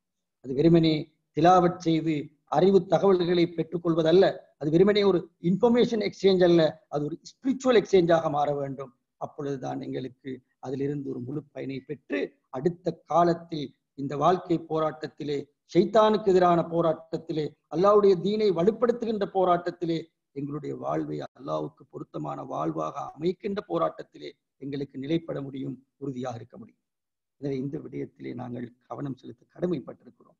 இது வெறுமனே ஒரு தத்துவம் அல்ல, இது வெறுமனே ஒரு போதனை அல்ல, இது இது வாழ்க்கை, இது உணர்வு, இது ஈமான், இது அகீதா. இதுதான் எங்களுடைய வெற்றியையும் தோல்வியையும் தீர்மானிக்கின்ற உலக மறுமை வெற்றியின் அத்திவாரம். எனவே அன்புள்ளவர்களே, இதனை சற்று ஆழமாக சிந்திக்குமாறு உங்களுக்கு நான் அழைப்பு விடுக்கின்றேன். ஏனென்றால் இது மிகப்பெரிய ஒரு தேவை. இதுதான் மாற்றத்தின் அடிப்படை. இவ்வாறான ஒரு விளக்கத்தோடு, இவ்வாறான ஒரு பயிற்சியால் குர்ஆன் எங்களுக்கு தருகிறது. எங்களுக்கு இந்த ரமலானிலே நோன்பு தருகிறது. இந்த எல்லா பயிற்சிகளும், இந்த எல்லா எங்களுடைய இந்த வழிநடாத்தல்களும் எங்களை மற்றொரு பக்கத்தில் எங்களை இணைத்து வைக்க வேண்டிய தேவை இருக்கிறது. அதனை பற்றியும் நாங்கள் சற்று கலந்துரையாட வேண்டும். அதுதான் இந்த எல்லா பயிற்சிகளின் பொழுது, வாழ்க்கை களத்துக்கு நாங்கள் வருகின்ற பொழுது, சில போது நாங்கள் எங்களுடைய வாழ்வின் அடுத்த கட்டமாக இடம்பெற வேண்டிய ஆக்கபூர்வமான செயற்பாடுகள் பற்றிய சில ஒரு தெளிவில்லாத மனநிலையில் இருக்கிறோம். எப்பொழுதும் நாங்கள் எங்களுடைய சமூகத்திலே காண்கின்ற ஒரு விடயம்தான், இப்படியான எல்லா பயிற்சிகள், வணக்கங்கள், வழிபாடுகள், திலாவத்துகள், இது எல்லாவற்றையும் நாங்கள் கூடுதலாக பெறுகின்ற பொழுது பொதுவாக எதிர்பார்க்கப்படுகின்ற ஒரு விடயம்தான், நாங்கள் தீமைகளிலிருந்து விலகி இருக்க வேண்டும். தீமைகளிலிருந்து விலகி இருத்தல் என்பது இந்த மார்க்கத்திலே ஒரு பிரதானமான விடயம். சுவர்க்கத்துக்கு செல்வதற்கான ஒரு அத்திவாரம். கட்டாயமாக தீமைகள் அதிகரிக்க அதிகரிக்க, நன்மைகள் குறைய குறைய, மீசானை பொறுத்தவரையில் தீமையின் பக்கம் பாரமாக நிச்சயமாக நரகத்தின் நெருப்பை சந்திக்க வேண்டி ஏற்படும். அதிலே எந்த சந்தேகமும் இல்லை. ஆனால் இந்த பயிற்சிகளும் இந்த பாடங்களும் தீமைகளிலிருந்து விலகி இருப்பதற்கு எங்களுக்கு வழிகாட்டுவது போல, உணர்வை தருவது போல, ஆத்ம பலத்தை தருவது போல, அன்புள்ளவர்களே, அது எங்களுக்கு ஆக்கம் செய்வதற்குரிய மிகப்பெரிய உந்துதலாகவும் மிகப்பெரிய ஆத்ம பலமாகவும் அமைய வேண்டும். சில போது நாங்கள் இந்த ஆக்கம் செய்தல் என்ற விடயத்தை ஒரு சுதந்திரத்துக்கு விட்டிருக்கிறோம். அதை பொறுத்தவரையில் அது ஒரு அத்தியாவசிய தேவையாக கருதப்படுவதில்லை. அமலு சாலிஹாத் என்ற அந்த விடயம் எப்பொழுதும் நீங்கள் பாருங்கள், அல் குர்ஆன் ஒரு மூமினை பற்றி அறிமுகத்தை செய்கின்ற பொழுது, ஈமானை பற்றி ஒரு அறிமுகத்தை செய்கின்ற பொழுது, முஸ்லிம் சமூகத்தை பற்றி அறிமுகத்தை செய்கின்ற பொழுது அல் குர்ஆன் முற்படுத்துவது ஆக்கத்தை தான். இன்னல்லதீன ஆமனு வ அமிலு ஸாலிஹாத், அதுதான் ஆரம்பம். அதே போன்று முஸ்லிம் சமூகத்தை அறிமுகப்படுத்துகின்ற பொழுது, முஸ்லிம் சமூகத்தை அல்லாஹ் தஆலா அறிமுகப்படுத்துகின்ற பொழுது அந்த அறிமுகத்தை அவன் செய்வது மாரூஃப் என்ற நன்மையின் மூலம்தான்.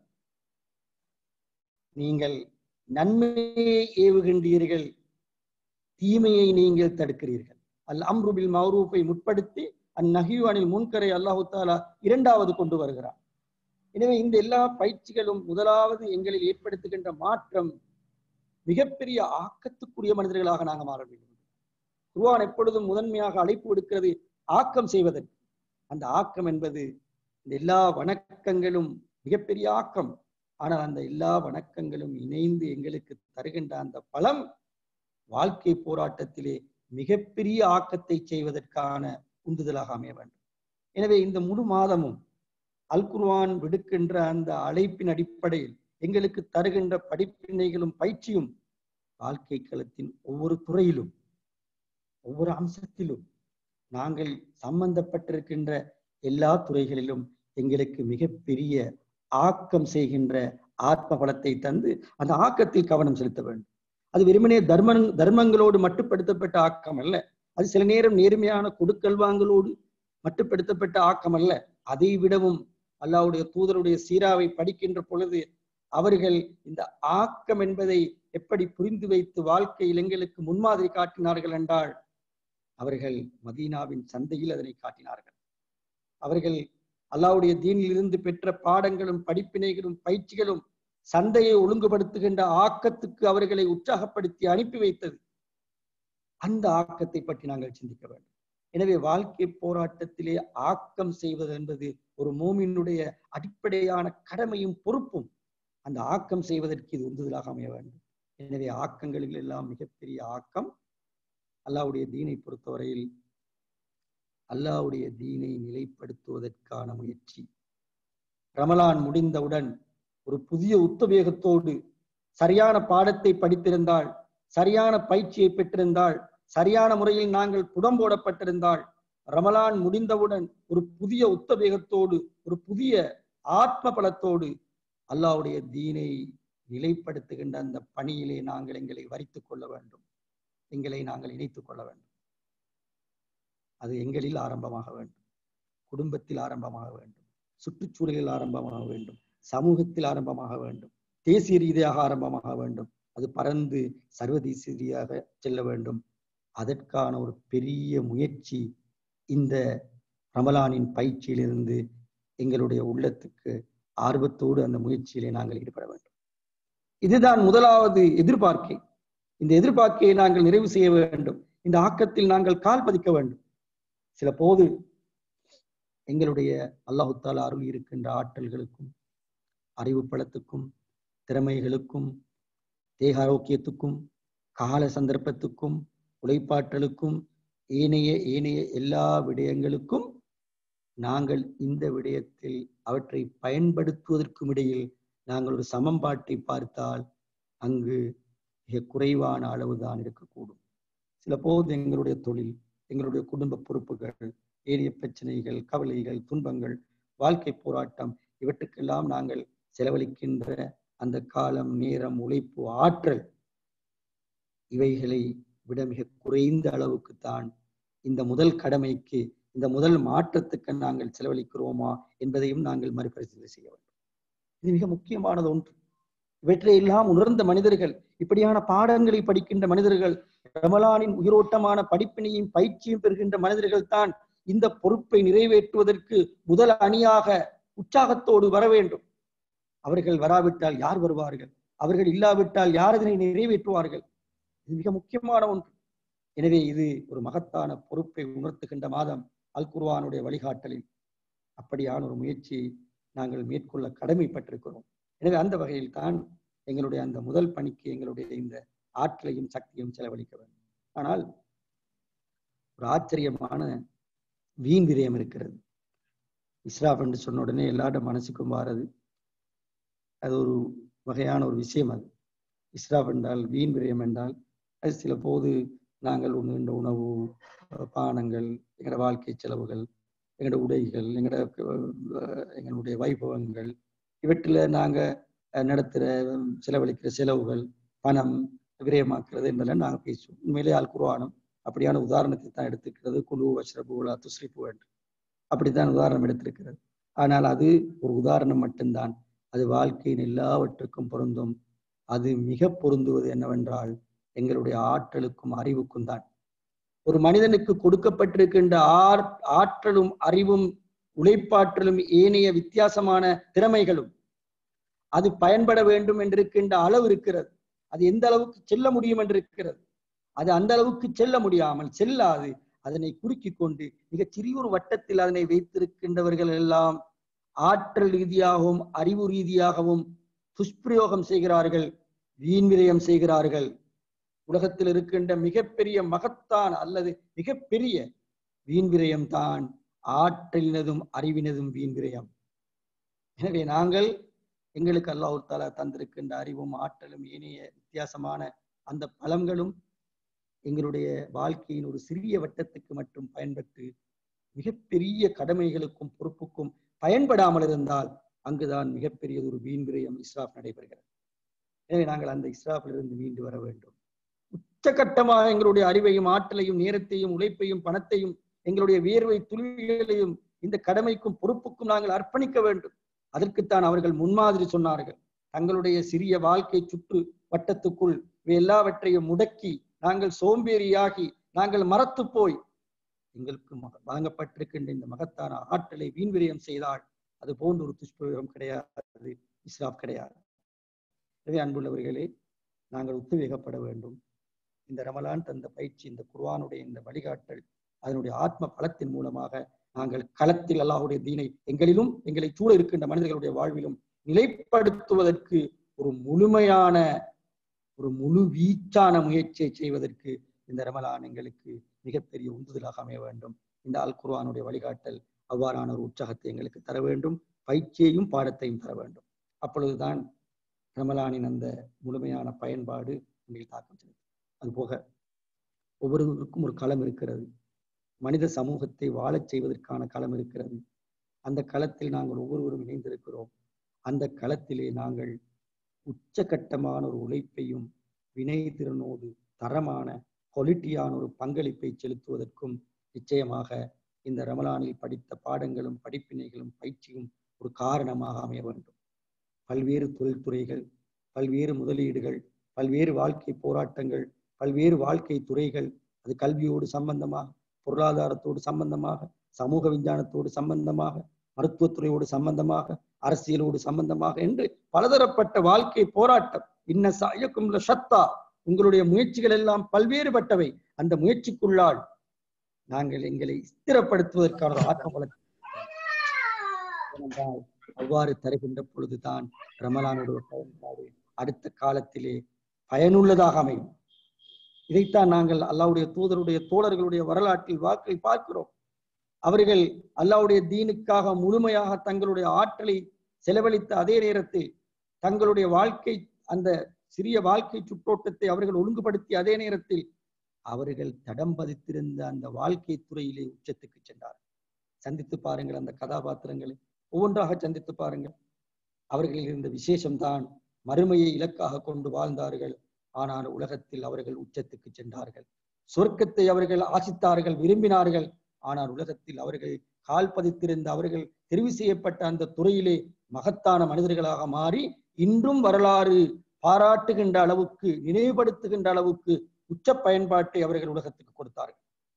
எனவே நான் ஒரு ஆசிரியனாக இருந்தால், நான் ஒரு அதிபராக இருந்தால், நான் ஒரு மருத்துவராக இருந்தால், நான் ஒரு விஞ்ஞானியாக இருந்தால், நான் ஒரு தொழிலதிபராக இருந்தால், நான் ஒரு சாதாரண ஊழியனாக இருந்தால், இப்படி நான் என்னவெல்லாம் எங்கெல்லாம் இருந்தேனோ அங்கெல்லாம் இந்த பயிற்சி எங்களுக்கு மிகப்பெரிய ஒரு உந்துதலை தர வேண்டும். அங்கெல்லாம் நாங்கள் உச்சிக்கு செல்வதற்கு இந்த உண்மையை நாங்கள் புரிந்து கொள்ள வேண்டும். ஏனென்றால் சில போது இவைகள் எல்லாம் ஒரு சிறிய வட்டத்துக்குள் மட்டுப்படுத்தப்படுகிறது. சிந்தித்து பாருங்கள், மின்சாரத்தை நாங்கள் பெரிய அளவில் உற்பத்தி செய்து ஒரு இடத்தில் தேக்கி வைத்தால் அந்த மின்சாரத்தை நாங்கள் எதற்கு பயன்படுத்துகிறோம் என்பதை பொறுத்துத்தான் வெற்றி பெற்றவர்களாகவும் புத்திசாலிகளாகவும். மின்சாரத்தை நாங்கள் பெற்று சேகரித்து வைப்பது என்பது ஒரு முயற்சி. அந்த முயற்சி அதனோடு மட்டுப்படுத்தப்பட்டால் அது முட்டாள்தனம். அந்த மின்சாரத்தை நாங்கள் எப்பொழுது தேவையான அனைத்துக்கும் பயன்படுத்துகிறோமோ, ஒளியூட்டுகிறோமோ, இயக்குகிறோமோ, சாதிக்கிறோமோ, அப்பொழுதுதான் அந்த மின்சாரத்தின் உச்ச பயன்பாடு கிடைக்கிறது. அதனை நாங்கள் பெற்று மிகச்சிறிய ஒரு வட்டத்துக்குள் மாத்திரம் பயன்படுத்தி விட்டு, சரளமாக சொல்வதாக இருந்தால் 500 மெகாவாட் மின்சாரத்தை தேக்கி வைத்துக் கொண்டு வீட்டிலே இருக்கின்ற சில பல்புகள் மட்டும்தான் அதனால் எரிகிறது என்றால் அது மிகப்பெரிய இஸ்ராப், மிகப்பெரிய முட்டாள்தனம். அதுபோலதான் நாங்கள் பெறுகின்ற இந்த நோன்பில் பெறுகின்ற அல் குர்ஆனின் மூலம், ஏனைய இதர வணக்க வழிபாடுகள் மூலம் பெறுகின்ற அந்த மிகப்பெரிய மின்சார வலு, அந்த ஈமான், அந்த சக்தி, அந்த ஆத்மீக உணர்வு எங்கள் வாழ்க்கை களத்தில் மிகப்பெரிய சாதனைகளை சாதிக்கின்ற மனிதர்களாக எங்களை மாற்ற வேண்டும். துறை சார்ந்த ரீதியாக என்னென்ன துறையிலெல்லாம் நாங்கள் சம்பந்தப்பட்டிருக்கிறோமோ, எங்களுக்கு அல்லாஹு தாலா அதற்குரிய ஆற்றலையும் நிபுணத்துவத்தையும் தந்திருக்கிறானோ, அங்கெல்லாம் நாங்கள் மிகப்பெரிய சாதனையாளர்களாக மாற வேண்டும். அப்படியான ஒரு உணர்வை இந்த வழிகாட்டில் இருந்து, இத்தகைய இபாதத்துகளில் இருந்து, திலாவத்திலிருந்து நாங்கள் பெற்றுக்கொள்ளாததன் காரணமாகத்தான் 200 கோடி மக்கள் கிட்டத்தட்ட வாழ்கின்ற இந்த சமூகம் மிகச்சிறிய சமூகங்களுக்கு பின்னால் இருக்கிறது உலகியல் சாதனையில். எனவே அந்த விடயத்தில் நாங்கள் கவனம் செலுத்த வேண்டும். இந்த பாடம் எங்களுக்கு அது உத்வேகத்தை தர வேண்டும், ஒரு உயிர்ப்பித்தலை தர வேண்டும், நாங்கள் முன்னேறி செல்ல வேண்டும் என்று எதிர்பார்க்கின்றோம். அன்புள்ளவர்களே, தீமைகளில் இருந்து, அது பண்பாட்டியல் ரீதியான தீமையாக, ஒழுக்க ரீதியான தீமையாக, கொடுக்கல் வாங்கல் ரீதியான தீமையாக, இவையெல்லாம் குற்றங்கள், தீமைகள் என்று அடையாளப்படுத்தப்பட்டிருக்கின்றனவோ அந்த எல்லா தீமைகளில் இருந்தும் எங்களை நாங்கள் விலக்கிக் கொள்வதற்கான ஒரு ஆத்ம பலத்தை இந்த நோன்பும் திலாவத்துல் குர்ஆனும் ஏனைய இபாதத்துகளும் எங்களுக்கு தர வேண்டும் என்ற அந்த கருத்தோடு மற்றொரு முக்கியமான விடயத்தையும் நாங்கள் கலந்து பேச கடமைப்பட்டிருக்கிறோம். அதுதான் அன்புள்ளவர்களே, அல் குர்ஆனிலிருந்து நாங்கள் பெறுகின்ற இந்த பாடமும் படிப்பினையும் நாங்கள் சொர்க்கத்தை நோக்கி செல்வதற்கான எல்லா ஏற்பாடுகளையும் செய்கின்ற ஒன்றாக அமைய வேண்டும். நாங்கள் பெரும்பாலும் சமூகத்தில் அவதானிக்கின்ற, எங்களுடைய பிள்ளைகளில் அவதானிக்கின்ற ஒரு மிகப்பெரிய ஒரு குறைபாடாக நான் கருதுவது என்னவென்றால், நாங்கள் குற்றங்களாக கருதப்பட்டிருக்கின்ற பாரதூரமான தீமைகளாக பாவங்களாக கருதப்பட்டிருக்கின்ற முன்கராத்துகளாக கருதப்படுகின்ற விடயங்களில் ஒருவர் ஈடுபடாமல் இருப்பதற்கு செலுத்துகின்ற கவனத்தை செய்ய வேண்டிய ஆக்கங்களை செய்வதில் நாங்கள் செலுத்துவதில்லை. உதாரணமாக, ஒருவர் மதுபானம் அருந்துகிறார் என்றால் அவர் குறித்த எங்களுடைய நிலைப்பாடு, அது எங்களுடைய குடும்பத்தில் ஒருவர் இருந்தால் நாங்கள் படும் வேதனை, ஒருவர் மதுபானம் அருந்துகிறார் என்றால் அவரை பற்றிய சமூக நிலைப்பாடு எல்லாம் மிக மோசமானது. ஆனால் அது ஒரு தவறு, செய்யக்கூடாத ஒன்றை செய்கின்ற பொழுது அந்த தாக்கம் ஏற்படுகிறது.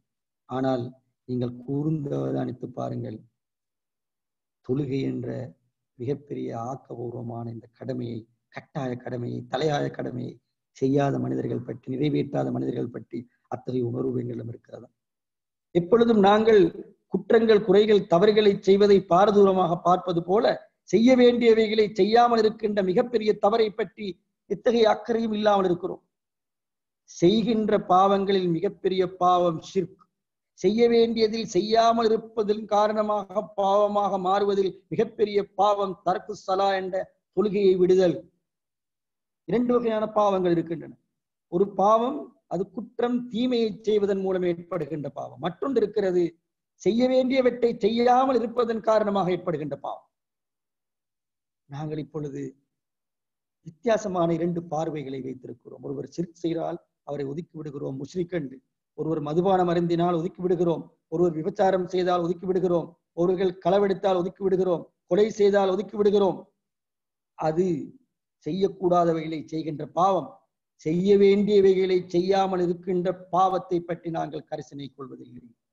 ஆனால் அல் குர்ஆனிலே நீங்கள் பாருங்கள், நரகத்திலே மனிதர்கள் இருக்கின்ற பொழுது அந்த மனிதர்கள் எதற்காக நீங்கள் அந்த நரகத்துக்கு வந்தீர்கள் என்று கேட்கின்ற பொழுது அங்கு சொல்கின்ற தவறு செய்ய வேண்டியதை செய்யாமல் இருப்பதுதான். உதாரணமாக அல் குர்ஆனிலே ஒரு முக்கியமான வசனம், நரகவாசிகளை பார்த்து சொர்க்கவாசிகள் கேட்கிறார்கள், மா சலகக்கும் ஃபீ சகர், இந்த சக்கர் என்ற நரகத்துக்கு உங்களை கொண்டு வந்து சேர்த்தது எது? காலு லம் நகு மினல் முஸல்லீன், நாங்கள் தொழுகையாளிகளாக இருக்கவில்லை. அலம் நகு நுத்இமுல் மிஸ்கீன், நாங்கள் ஏழைகளுக்கு உணவளிக்கின்றவர்களாக இருக்கவில்லை. எனவே செய்ய வேண்டியதை செய்யாமல் இருப்பதன் காரணமாக நரகம் செல்லுது. எனவே இந்த படிப்பினைகளும் பயிற்சிகளும் எங்களுக்கு ஒரு பாடத்தை உணர்த்த வேண்டும். செய்ய வேண்டியதை செய்யாமல் இருப்பதால் ஏற்படுகின்ற அந்த மிகப்பெரிய பாவம் தடுக்கப்பட வேண்டும். அது பாவமாக கருதப்பட வேண்டும். அதிலே ஈடுபடுகின்றவர்கள் கட்டாயமாக அவர்கள் அதே தவறுகளை செய்கின்றவர்கள் போல பார்க்கப்பட வேண்டும். மதுபானம் அருந்துகின்ற ஒரு மனிதனை பார்ப்பது போல தொழாத மனிதர்களை நாங்கள் பார்ப்பதில்லை. இது மிகப்பெரிய ஒரு சாபக்கேடு. ஒதுக்குவதில்லை, அவர்களை அந்நியப்படுத்துவதில்லை. அவர்களுக்கு முழு சந்தர்ப்பம், அந்தஸ்து, கௌரவம் கொடுக்கப்படுகிறது. அவர்கள் எங்களில் ஒருவராக பார்க்கப்படுகிறார். இந்த சமூகத்தின் உரிமைகளை அவர் அனுபவிக்கிறார். சில நேரம் தலைமைத்துவத்திலும் அவர்கள் நியமிக்கப்படுகிறார்கள். அதிலும் உச்சகட்டமாக பள்ளிவாசல் நிர்வாகத்தின் தலைமைத்துவத்துக்கும் அவர்கள் அமர்த்தப்படுகிறார்கள். ஏனென்றால் இது பாரதூரமாக பார்க்கப்படுவது. எனவே இந்த பயிற்சிகளும் இந்த பாடங்களும் படிப்பினைகளும் அப்படியான ஒரு பார்வையை ஏற்படுத்துவதற்கும் எங்களிலே மிகப்பெரிய மாற்றத்தை ஏற்படுத்த வேண்டும். ஏனென்றால் இந்த மாற்றங்கள், இந்த பயிற்சிகள் நிச்சயமாக எங்களுக்கு வாழ்க்கையில் முக்கியத்துவம் கொடுத்து, முன்னுரிமை கொடுத்து பார்க்க வேண்டிய பாடங்களை எங்களுக்கு கற்றுத்தர வேண்டும். அந்த வகையில் அன்புள்ளவர்களே, இந்த முழு மாதமும் அல் குர்ஆனுடைய வழிகாட்டலோடும் ஏனைய பயிற்சிகளோடும் கற்றுத்தந்த இந்த பாடங்கள் பிரதானமாக எங்களுக்கு அல் குர்ஆனை கண்ணியத்தோடு பார்க்கின்ற, அல்லாஹுடைய வார்த்தைகளாக பார்க்கின்ற, அல்லாஹுடைய வார்த்தைகள் என்ற அந்த கண்ணியத்தை கொடுக்கின்ற அந்த மனநிலையை, உள்ளுணர்வை, உணர்வுகளை எங்களில் ஏற்படுத்துகின்ற ஒரு நிலைப்பாட்டுக்கு எங்களை இட்டுச் செல்ல வேண்டும். அது ஆரம்பித்து வளர்ந்து அது முதிர்ச்சி அடைந்து ஒரு உச்சகட்டத்துக்கு செல்கின்ற பொழுது அல்லாஹ்வுடைய வார்த்தைகளை கேட்கின்ற பொழுதெல்லாம் கண்ணீர் வடிக்கின்ற அந்த உத்தமமான குவாலிட்டியை நாங்கள் அடைய வேண்டும். இது மிக முக்கியமான ஒன்று. இதற்கான ஒரு ஆரம்ப முயற்சியை நாங்கள் எல்லோரும் அந்த ரீதியாக எங்களுடைய கருத்துக்களை குவித்து அந்த பக்கம் கவனம் செலுத்தி நாங்கள் தொடங்க வேண்டும். அந்த தொடக்கம் நிச்சயமாக அடுத்த ரமலானை நாங்கள் சந்திக்கின்ற பொழுதெல்லாம் இன்ஷா அல்லாஹ் எங்களிலே ஒரு பெருமாற்றத்தை ஏற்படுத்தும். எனவே இந்த விடயங்கள் மிக முக்கியமானது. அதே போன்று ஆக்கம் செய்தலும், அந்த ஆக்கத்திலே நாங்கள் அல்லாஹ்வுடைய தீனை நிலைப்படுத்துவதற்கு எங்களை ஈடுபடுத்துவதும், அதே போன்று எங்களுடைய வாழ்க்கை துறைகளிலே நாங்கள் உயர்ந்த ஒரு பயன்பாட்டை வெளிப்படுத்துவதும், அதே போன்று நாங்கள் செய்ய வேண்டிய கடமைகளை செய்யாமல் இருக்கின்ற அந்த பாவத்திலிருந்து விடுபட்டு ஒரு அழகான வாழ்வை அமைத்துக் கொள்வதற்கு எங்களுக்கு இந்த வாழ்வு அல்லது இந்த ரமலானுடைய காலம் மிகப்பெரிய ஒரு பயிற்சியாக அமைய வேண்டும். அது மட்டுமல்ல, அல் குர்ஆனின் நூலாக நாங்கள் பிரதானமான நம்பிக்கைகளை பெற்றுக்கொள்கின்ற மனிதர்களாக மாற வேண்டும். இந்த மாற்றங்கள் தான் வாழ்க்கையிலே எங்களுக்கு வெற்றியை தரும். வாழ்க்கையில் சாதனையாளர்களாக நாங்கள் மாறுவோம். நாளை மறுமையிலே நாங்கள் வெற்றியாளர்களாக மாறுவோம். எனவே இந்த விடயங்களை நாங்கள் எங்களுடைய கவனத்துக்கு எடுத்து இந்த பயிற்சியிலிருந்து பாடம் பெற்று மிக உயர்ந்த ஒரு நிலையை அடைந்து கொள்வதற்கு நாங்கள் முயற்சிக்க வேண்டும் என்ற அந்த வேண்டுகோளோடு அல்லாஹு தாலா எங்களுக்கு இந்த மாதத்தில் நாங்கள் நோற்ற நோன்பை அங்கீகரித்து ஏற்றுக்கொண்டு, எங்களுடைய இஸ்திக்பார்களை ஏற்றுக்கொண்டு, எங்களுடைய இபாதத்துகளை ஏற்றுக்கொண்டு, எங்களுடைய திலாவத்துகளை ஏற்றுக்கொண்டு, அதே போன்று அந்த திலாவத்தின் மூலம் உயிர் பெற்ற மனிதர்களாக, உயிர் பெற்ற ஆன்மா உள்ளவர்களாக, உயிர் பெற்ற சிந்தனை உள்ளவர்களாக மாறுவதற்கான வாய்ப்பை வழங்க வேண்டும் என்ற அந்த பிரார்த்தனையோடு உங்கள் எல்லோருக்கும் அல்லாஹு தஆலா அருள் பாலிக்க வேண்டும். உங்களுடைய பாவங்களை மன்னிக்க வேண்டும். அதே போன்று இந்த ரமலானிலே இந்த நோன்பை ஏற்று அங்கீகரித்து சுவர்க்க வாழ்வை எங்களுக்கும் எங்களுடைய பெற்றோர்களுக்கும் சலருக்கும் வழங்க வேண்டும் என்ற பிரார்த்தனையோடு நான் நிறைவு செய்து கொள்கிறேன். அஸ்ஸலாமு அலைக்கும் வரஹ்மத்துல்லாஹி வபரகாத்துஹு வ ஆகிரு தஅவானா அல்ஹம்துலில்லாஹி ரப்பில் ஆலமீன். வலைக்கும் அஸ்ஸலாம் வரஹ்மத்துல்லாஹி வபரகாத்துஹு. சார் ஜஸாக்கல்லாஹ் ஹைரன். மாஷா அல்லாஹ், ரமதான் கடைசி நேரத்தில் அந்த முக்கியமான முதல்ல இருந்தே நாங்கள் பார்த்துருக்க வேண்டிய ஒரு விஷயத்த சொன்னீங்க. வெரி இம்பார்ட்டன்டான அந்த, அதாவது சமுதாயத்தில் சோஷியல் ரெஸ்பான்சிபிலிட்டி சம்பந்தமாக மிகவும் இம்பார்ட்டண்டான நாங்கள் பார்க்குற மாதிரி என்ன, நாங்கள் எப்படி ஒரு கூட்டத்தாரை ஒதுக்கி வைக்கிறோமோ அதே மாதிரி இன்னொரு கூட்டத்தாரை நாங்கள் ஒதுக்கி வைக்கிறத பழக இல்லை. சில நேரம் அந்த கூட்டத்துல நாங்களும் இருக்கிறோமோ தெரியல, எத்தனை பேர் இருக்கிறோமோ நாங்க தான் செக் பண்ணி பார்த்துக்கிறோம். அவ்வளவுக்கு அதை மறைமுகமா செய்ய வேண்டிய செய்யப்படாத அமல்கள் மாஷா அல்லாஹ், அல்லாஹ் காப்பாற்றணும். இது ஒரு விழிப்புணர்வா எனக்கும் இருக்குது, அதே மாதிரி நிறைய பேருக்கும் இருந்திருக்குமென்னு நினைக்கிறேன். யாருக்காவது ஏதாவது கொஸ்டின்ஸ்கள் எதுவும் இருக்குமென்று சொன்னாக்கா கேட்கலாம் இன்ஷா அல்லாஹ். இன்னொரு கொஞ்சம் நேரம் இருக்குது சாருக்கு நோன்பு திறக்கிறதுக்கு டைம். 30 minutes more, no? உங்களுக்கு 30 minutes இருக்கு இன்ஷா அல்லாஹ்.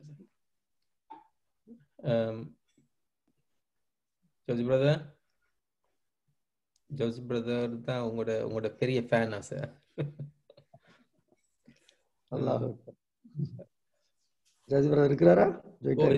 அவர் நீங்க வர்றேன்னா அவர் முதல்ல வந்துருவார். அந்த சூரான்னு சொன்னீங்கல்ல சார், அந்த குர்ஆன் வசனம் உண்டு, அது சொர்க்கத்துல உள்ள ஆட்கள் கேட்கறது, அதை ரிப்பீட் பண்ணலாமா சார்?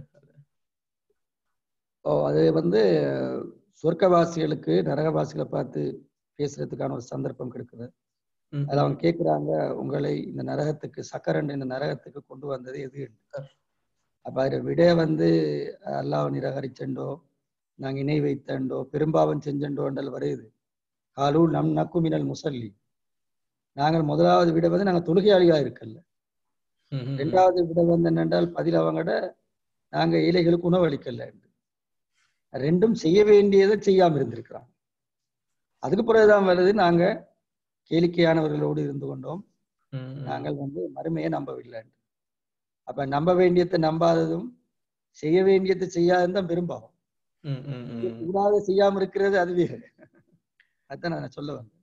எங்கள்கிட்ட அந்த பார்வை சமூகத்துல மிச்சம் குறைஞ்சிட்டு தொழாத பிரச்சனை தான் பெரிய பிரச்சனை.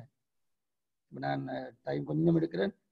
நாங்க இதை மிச்சம் சீரியஸா பார்க்கணும். எங்களோட பிள்ளை எங்கட பொறுத்தவரையில எங்கட பிள்ளைகள், நாங்க எங்களோட பேரண்ட்ஸ், எங்களோட இருக்கிற ஃப்ரெண்ட்ஸ் மாதிரி தொழுகையில ஓரளவு நாங்க ஈடுபடுறோம். ஆனால் சரியாக 5 வக்தையும் பேணி தொழுகின்ற, தொடர்ச்சியாக தொழுகின்றவர்களோட எண்ணிக்கை மிச்சம் குறவு. ஒரு சாதாரண விஷயம் இல்லை. அதோட எல்லாம் முடிஞ்சிட்டு தலையில்லா பேத்த மாதிரி.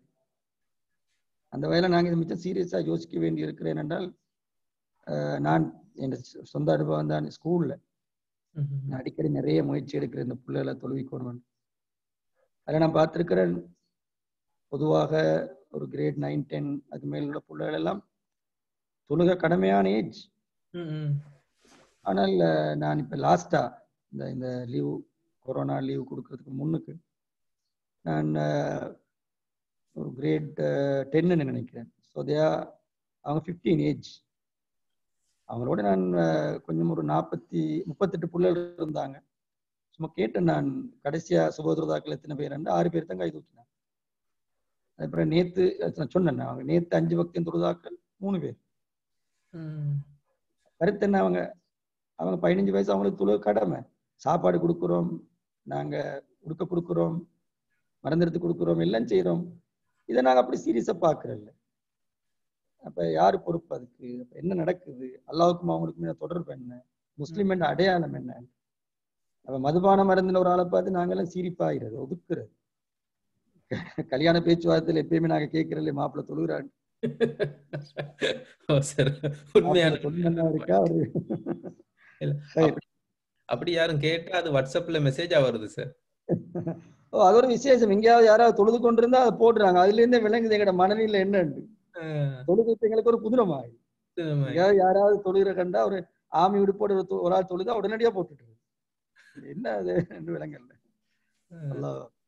உண்மையில அது யூரோப்ல இருக்கக்கூடிய ஆட்களுக்கும் இது, அதாவது நிறைய பேர் கம்ப்ளைண்ட் தான் வந்து இந்த உது செய்யலாது, அதே நேரத்துல வந்து தொழுறதுக்கு பெர்மிஷன் தர மாட்டாங்கங்கிறது. ஆனா உண்மையில என்னோட எக்ஸ்பீரியன்ஸ், பர்சனல் எக்ஸ்பீரியன்ஸ், நான் இன்டர்வியூக்கு போகல நான் கேட்டது, இன்னைக்கு தொழணும், ஃப்ரைடே அட்லீஸ்ட் போகணும் ஜும்மாக்கு. மற்ற டைம்ல நான் ஒரு கோர்னர்ல தொழுது கிழமை, யாருக்கும் டிஸ்டர்ப் இல்லாம. நம்ப மாட்டீங்க, என்ன அந்த இன்டர்வியூ முடிச்சோடனே அவன் வெள்ளைக்காரன் 2 பேர் தான் கூட்டி போயிட்டு இன்னைக்கு பள்ளியை காட்டி, இதுதானே உங்களோட பள்ளி, இவ்வளவு பெரிய தூரம் இல்லைன்னு அவனே காட்டி தந்துட்டு போனாங்க. நாங்களோட முயற்சி மட்டும்தான் நாங்க அங்கால செய்யறது அல்ல, அந்த தொழுகை சம்பந்தமா. இங்க யூரோப்ல ஒரு விஷயம் இருக்கு பிரதர். என்னென்றால் நீங்க சொன்னது இந்த என்னென்றால் தொழுகைன்றது நிறைய சொல்றது சலுகைகள் தரப்பட்டிருக்கு இல்லையா? ஒரு ஏழாண்டு வந்து சக்கராத்துல நினைவிற்கு உறுப்புகள் எல்லாம் அசைவு இல்லாம இருந்தா கண்ணும் அசையாதா மனசு. அது ஏன் அது மறுபக்கம் என்ன தெரியுமா? எந்த சந்தர்ப்பத்திலும் விடையலான்றதுதான். அதனாலதான் அப்படியே சலுகை கொடுத்துருக்கு. இப்படி இல்லாட்டி இப்படி செய், இப்படி இல்லாட்டி இப்படி செய்யு, தண்ணி இல்லாட்டி தாயமன் தாமே. ஸோ அதை யாரும், ஆனா நான் நினைக்கிறேன், நான் இதை விஷயத்தை ஹைலைட் பண்ண காரணம் என்னன்னா, ஒரு ப்ராப்ளத்தை ஐடென்டிஃபை பண்றதுல நாங்க தோத்து போறோம். ப்ரையாரிட்டி கொடுக்குறோம். நாங்க வேற பிரச்சனையெல்லாம் பேசுறோம், அதெல்லாம் இன ரீதியான பிரச்சனை தான் முன்னுரிமை கொடுக்குறோம். உதாரணமா ஜனாசாவை ஸ்ரீலங்காவில் இருக்கிற சம்பந்தமா உண்மையில ஒரு பிரச்சனை, உரிமை பிரச்சனை தான். ஆனா அதுக்காக நாங்க கொதித்து ஆத்திரப்படுறோம். எங்க வீட்டுக்குள்ள இருக்கிற தொழாத ஒரு ஆளை பத்தி நாங்க அப்படி ஆத்திரப்படுறோம்ல. அப்ப அவர் அடுத்த கட்டத்துல மௌத்தா போனா அவருடைய நிலை. ஸோ எனக்கு சில நேரம் ஒவ்வொரு ஜனாசாவுக்கு போனாலும் சும்மா மனசுக்குள்ள வரும், இவரே வக்த தொழுதாரா அப்படின்னு. சும்மா மனசுக்குள்ள கேட்க, தொழுதிருப்பாரா அப்படின்னு. இல்லாட்டி அவரோட ரிசல்ட்ஸ் என்னன்னு எங்களுக்கு தெரியும் தானே. இப்படியான ஒரு பக்கத்துல நாங்க சிந்திக்க கடமைப்பட்டிருக்கோம். நாங்க கருத்துக்களை பரிமாறிக்கொள்றோன்றதை விட, நான் சொன்ன மாதிரி ஒரு ஸ்பிரிச்சுவல் எக்ஸ்சேஞ்ச் ஒன்றை பத்தி நாங்க யோசிக்க வேண்டிய இன்ஃபர்மேஷன் எக்ஸ்சேஞ்ச். சார் அடுத்து ஒரு கமெண்ட். உண்மையில நினைக்கிறேன் இந்த டைம்ல, இந்த லாக்டவுன் டைம்ல நினைக்கிறேன், அதாவது எங்களை விஷயங்கள் எல்லாத்தையுமே எங்களை பிள்ளைகளோடு நாங்க இந்த ரோல் மாடலாக இந்த செய்யணும்ன்றது தானே. அப்போ அவங்களுக்கு சம்டைம் நிறைய டைம் அது பேரண்ட்ஸ் சொல்றதா, நான் வாப்பா தொழுவுல தானே, பள்ளி போக சொல்லுவார், இவர் வீட்ல இருந்து கொண்டு சம்டைம். அப்ப அப்படி நடக்கிறது உண்மையில அவங்களுக்கே ஒரு கன்ஃபியூஸ் ஆகுறது, என்ன நடக்குதுங்க இவர் செய்யாம எனக்கு சொல்றாருன்னு மாதிரி. இப்ப நான் நினைக்கிறேன் இந்த லாக்டவுன் டைம்ல ஒரு ஆப்பர்ச்சுனிட்டி உண்மையிலே. இப்ப நான் ஜமாத்தா வீட்டுல நான் வைஃப் எல்லாம் ஜமாத்தா சொல்லும் போது உதாரணமா இவரும் இருந்து சுஜூத் செய்வார் சில நேரங்கள்ல. அப்ப அவங்களுக்கு அந்தந்த ஏஜ்ல அவங்களுக்கு ஏதோ காண்றாங்க, எக்ஷன்ஸ் ஏதோ நடக்குது, அப்ப அதை அவங்க ஃபாலோ பண்றாங்க. நான் இந்த டைம் உண்மையில வீட்டுல இருக்கிற நேரங்கள்ல எங்களுக்கு ஒரு ஆப்பர்ச்சுனிட்டி, நாங்க எல்லாரும் ஜமாத்தா தொழுது கொள்ளமைக்கும் எங்களுக்குள்ள அதை பார்த்து நாங்க அதில் எங்களை துவாக்கள்ல வரும்போது அவங்க ஃபாலோ பண்ணுவாங்களுக்கும் எங்களை அந்த முடல் மூலமாலையா சார். நீங்க சொல்ற விஷயம் ஜோதி பிரதர், ஒரு தொழுக இருக்கிற ஒரு சூழல்ல வாப்பமார் தொழுவாங்க, பிள்ளைகள் தொழுவாங்க. சில நேரம் பிள்ளைகளை பொறுத்தவரையில ரசூலுல்லாஹி அந்த வழிகாட்டல் அதுதானே, அது ஒரு சைக்கோலஜிக்கல் வழிகாட்டல் தானே, ஒரு உளவியல் ரீதியான வழிகாட்டல் தானே. அதனாலதான் அதை 7 வயசுல 10 வயசுல கொஞ்சம் கண்டிச்சு அப்படிலாம் சொன்னது. அப்ப அந்த விஷயத்துல என்னென்றால் அதுக்கு நாங்க சொல்றத நான் சொல்ல மறந்துட்டேன்.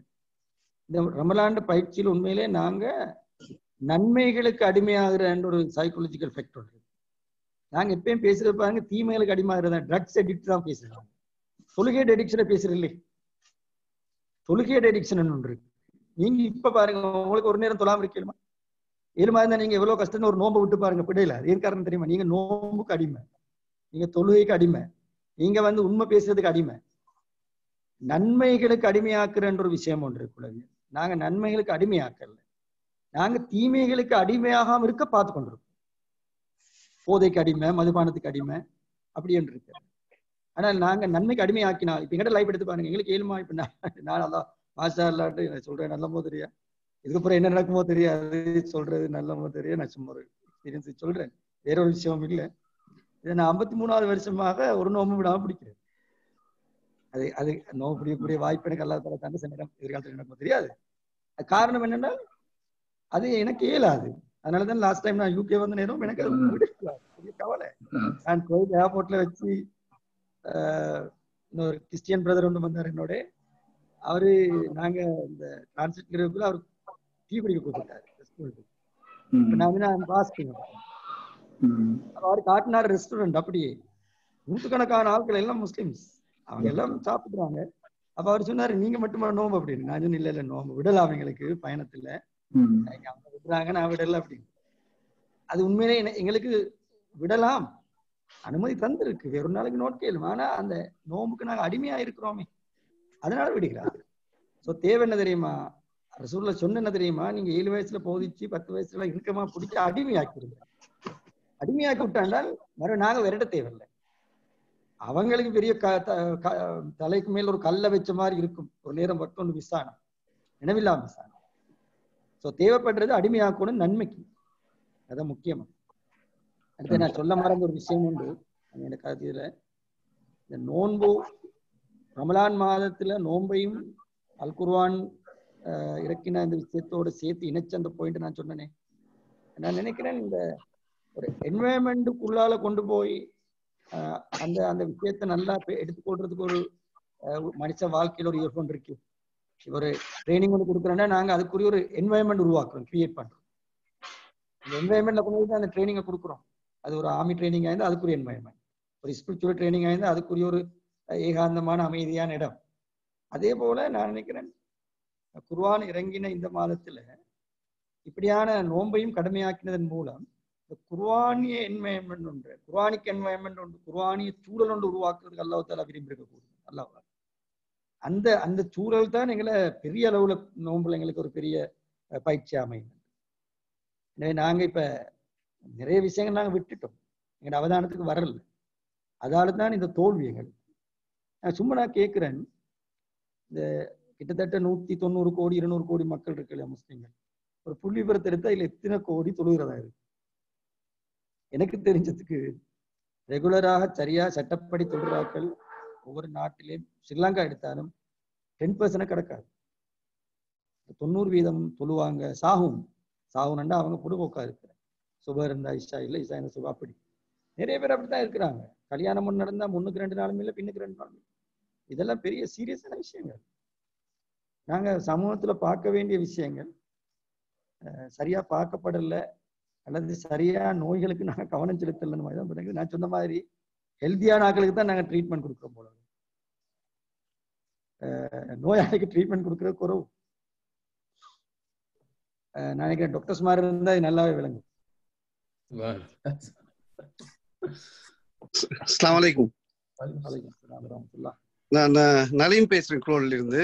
எனக்கு சின்ன ஒரு கிளாரிஃபிகேஷன், ஒரு क्वेश्चन உண்டு சார், கேட்கலுமா? இப்ப நீங்க டிஸ்கஸ் பண்ணக்குள்ள டக்குன்னு எனக்கு மைண்ட்ல பட்டது. இப்ப இஸ்லாத்துல பொதுவா சலுகைகள் இருந்தால் அதை யூஸ் பண்றது சுன்னத்து, நல்லம் சொல்லுவாங்க. இப்ப எக்ஸாம்பிளுக்கு நோம்பு நோக்கிற விஷயத்துல பயணம் போறது, அடுத்தது கசர் ஜம், பயணங்கள்ல கசர் ஜம் செய்யறது, அதை பத்தின கொஞ்சம் விளக்கம் தெரியுமா? அதாவது அந்த சுன்னத்தை ஹயாத்தாக்குறது பெட்டரா, இல்லாட்டி கஷ்டப்பட்டு சரி அதை சரியான மெத்தட்ல செய்யறது பெட்டரான்ற ஒரு விளக்கம். நீங்க சொல்றது, அதாவது உதாரணமாக ஜம்மு கசர் எடுத்தால், உதாரணமாக நீங்க அந்த அளவான பயணத்தில் இருக்கும் பொழுது அப்படி செய்யறதா சுன்னத்தை நீங்க கட்டாயம் செய்யணும். நீங்க அதை நோன்பு கேட்கறீங்களா? அதுதான் சார் அவரோட கேள்வி. நீங்க நோம்புக்கும் நீங்க ஒரு நான் நோன்பு நோட்டுறது தானே சொல்றீங்க. ஓ அதான் அதான். ஓகே, நீங்க அந்த வசனத்துல எங்கிட்ட ஒரு தவறு ஒன்று இருக்கு. நாங்க ஒரு விஷயத்த முழுமையா பாக்குறோம்ல. எல்லாரும் ஒரு வசனத்தை எடுக்கிற உதாரணமா அந்த வசனத்துல வந்து ஷஹ்ரு ரமலான் அல்லது உன்சில ஃபீஹில் குர்ஆன் ஹுதல் லின்னாஸ் என்று வந்து அமன் ஷஹித மின்கும் ஷஹ்ர ஃபல்யஸுமு வமன் கான மரீதன் அவ் அலா ஸஃபரின். நீங்க பிரயாணத்தில் இருந்தால், நோயாளியா இருந்தால் நீங்க வேறொரு தினத்தில் நோட்கொள்ளலாம் என்று ஒரு சலுகை தரப்பட்டிருக்கு. இப்போ உங்களோட கேள்வி வந்து அந்த சலுகையை நாங்க பயன்படுத்துறதுதான் சிறப்பு என்ற மாதிரி தான். ஆனா அந்த வசனத்துல நான் எடுத்துக்கொண்ட கடைசி பகுதி எப்படி இருக்கிறது கொஞ்சம் பாருங்க. அதை மிச்சம் பேர் சொல்றதும் இல்லை, பார்க்கறதும் இல்லை. சரியா? அது என்னென்றால் அப்படியே விளக்கமா வந்து நோம்புட சட்டத்திட்டங்கள்லாம் சொல்லிட்டு கடைசியா என்ன சொல்லிருக்கிறது தெரியுமா? வைன் தசூமு கைருன் லக்கும். இப்படி இருந்தாலும் நீங்கள் நோன்பு நோற்றால் அது உங்களுக்கு சிறப்பாக இருக்கும். விளங்கினா? அதாவது சார். அப்ப அல்லாஹ் தஆலா சொல்றேன்னு தெரியுமா? நீங்க பிரயாணத்துல இருந்து, நோயாளியா இருந்து, இப்படி எல்லாம் இருந்தா உங்களுக்கு ஒரு சலுகை தரப்படுறது. நீங்க நோன்பை விட்டுட்டு நீங்க வேறொரு நாளைக்கு அதை செய்யலாம். ஆனால் நீங்க நோன்பு நோற்றால், சரியா, வைன் தசூமு, நீங்க நோன்பு நோற்றால் கைருன், உங்களுக்கு அது சிறப்பாக இருக்கும். அப்ப ஒரு ஆள் விரும்பினா மேலுக்குரிய சலுகை எடுக்கலாம், இன்னொரு ஆள் விரும்பினா உங்களுக்கு இது சிறப்பாக இருக்கும், நோயோடும் பிரயாணத்தோடும் நீங்க நோன்பு நோற்றா உங்களுக்கு சிறப்பாக இருக்கும் என்று அந்த பக்கத்தை எடுத்துக்கொள்ளலாம். நான் கடைசி பக்கத்தை எடுத்து ஜஸாக்கல்லா. அப்ப அது தொழுகையிட விஷயங்கள் அது அப்படி பயன்படுத்துறதும் பெட்டரா? அப்படி வரலையே, ஹதீஸ் அப்படி வரல. அது ஜம்மு கஸ்ர் செய்யறன்றது ரசூல்லா அப்படித்தான் செஞ்சிருக்கிறாரு. பிரயாணங்கள் பொழுது ரசூல்லா நோன்பு விட்டதாக இல்லை. பெரும்பாலும் யுத்த காலத்துல பத்ர் யுத்தம் நடந்த முதலாவது நோன்புல நோம்பாளிகளை தான் நோன்பு நோட்டுறாங்க. நோன்பு இல்லாம யுத்தம் செஞ்சாங்க. நோம்பாளிகளை தான் யுத்தம் செஞ்சாங்க. நோன்பு இல்லாமையும் யுத்தம் செஞ்சாங்க. பத்ர் யுத்தத்துல நோம்போடும் செஞ்சாங்க. அந்த இடத்துல நோன்பு விடலாம், அது சிரமமான இடம். ஆனா சிலாக்கள் நான் நினைக்கிறேன் இந்த வசனத்துல கடைசியை பின்பற்றி இருப்பாங்க, சிலாக்கள் மேல பின்பற்றி. ஜஸாக்கல்லா சார். அஸ்ஸலாமு அலைக்கும்.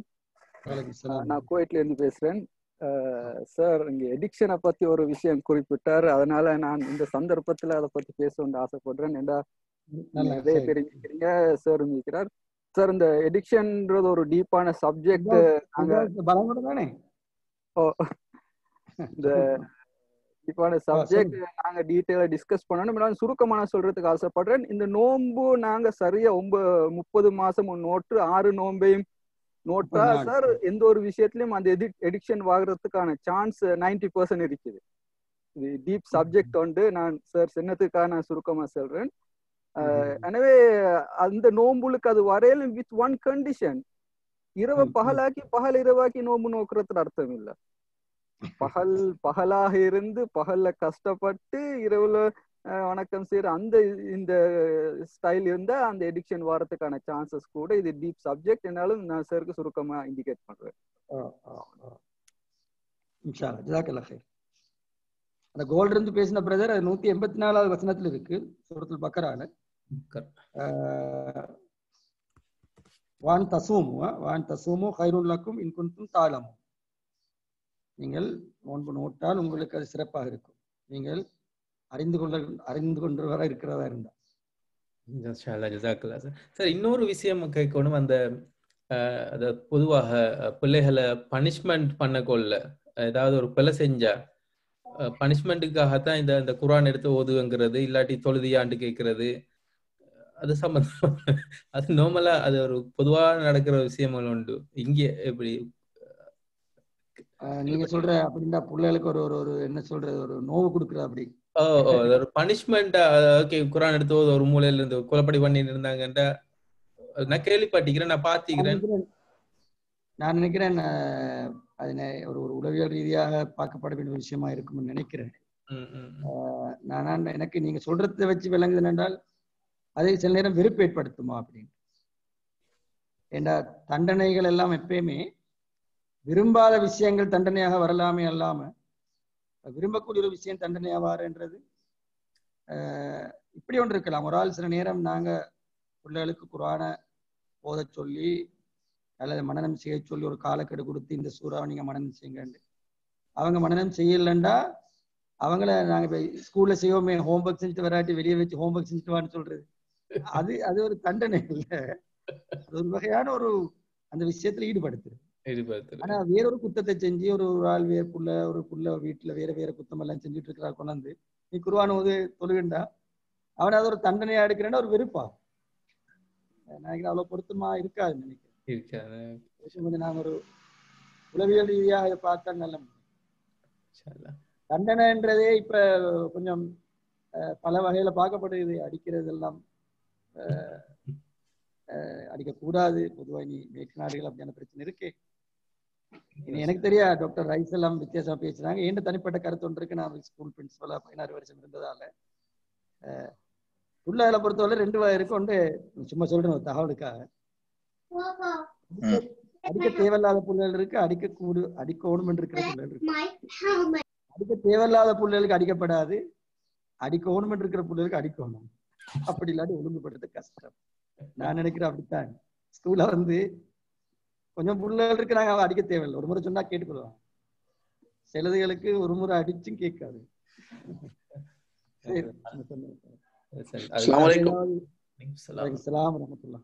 சார் எனக்கு ஒரு கேள்வி வந்து நீங்க மாஷால்லா ஜஸாக்குமுல்லாஹ் ஹைர் உங்களோட வெரி யூஸ்ஃபுல் இன்ஃபர்மேஷன் கொஞ்சம் சார். நீங்க ஒரு கட்டத்துல சொன்னீங்க உண்மையில அது சரியான கவலைக்குரிய ஸ்டாட்டிஸ்டிக்ஸ் தான் வந்து, அதாவது அது உண்மையில வேலிடேட் பண்ணப்படல. ஒரு ஓவரால் எங்களோட சமூகத்துல எவ்வளவு பெர்சன்டேஜ் தொழாத கிரௌட் வந்து கூடன்றது நீங்க சொன்னதுல இருந்து விளங்குற வந்து இது ஒரு சமூகமாக அல்லது ஒரு கம்யூனிட்டியா பாக்குற நேரத்துல இப்படி இருக்கிறாண்டா வந்து அதுக்கு ஒவ்வொருத்தரும் இண்டிவிஜுவலி அதுக்கு ரெஸ்பான்சிபிள் அல்ல.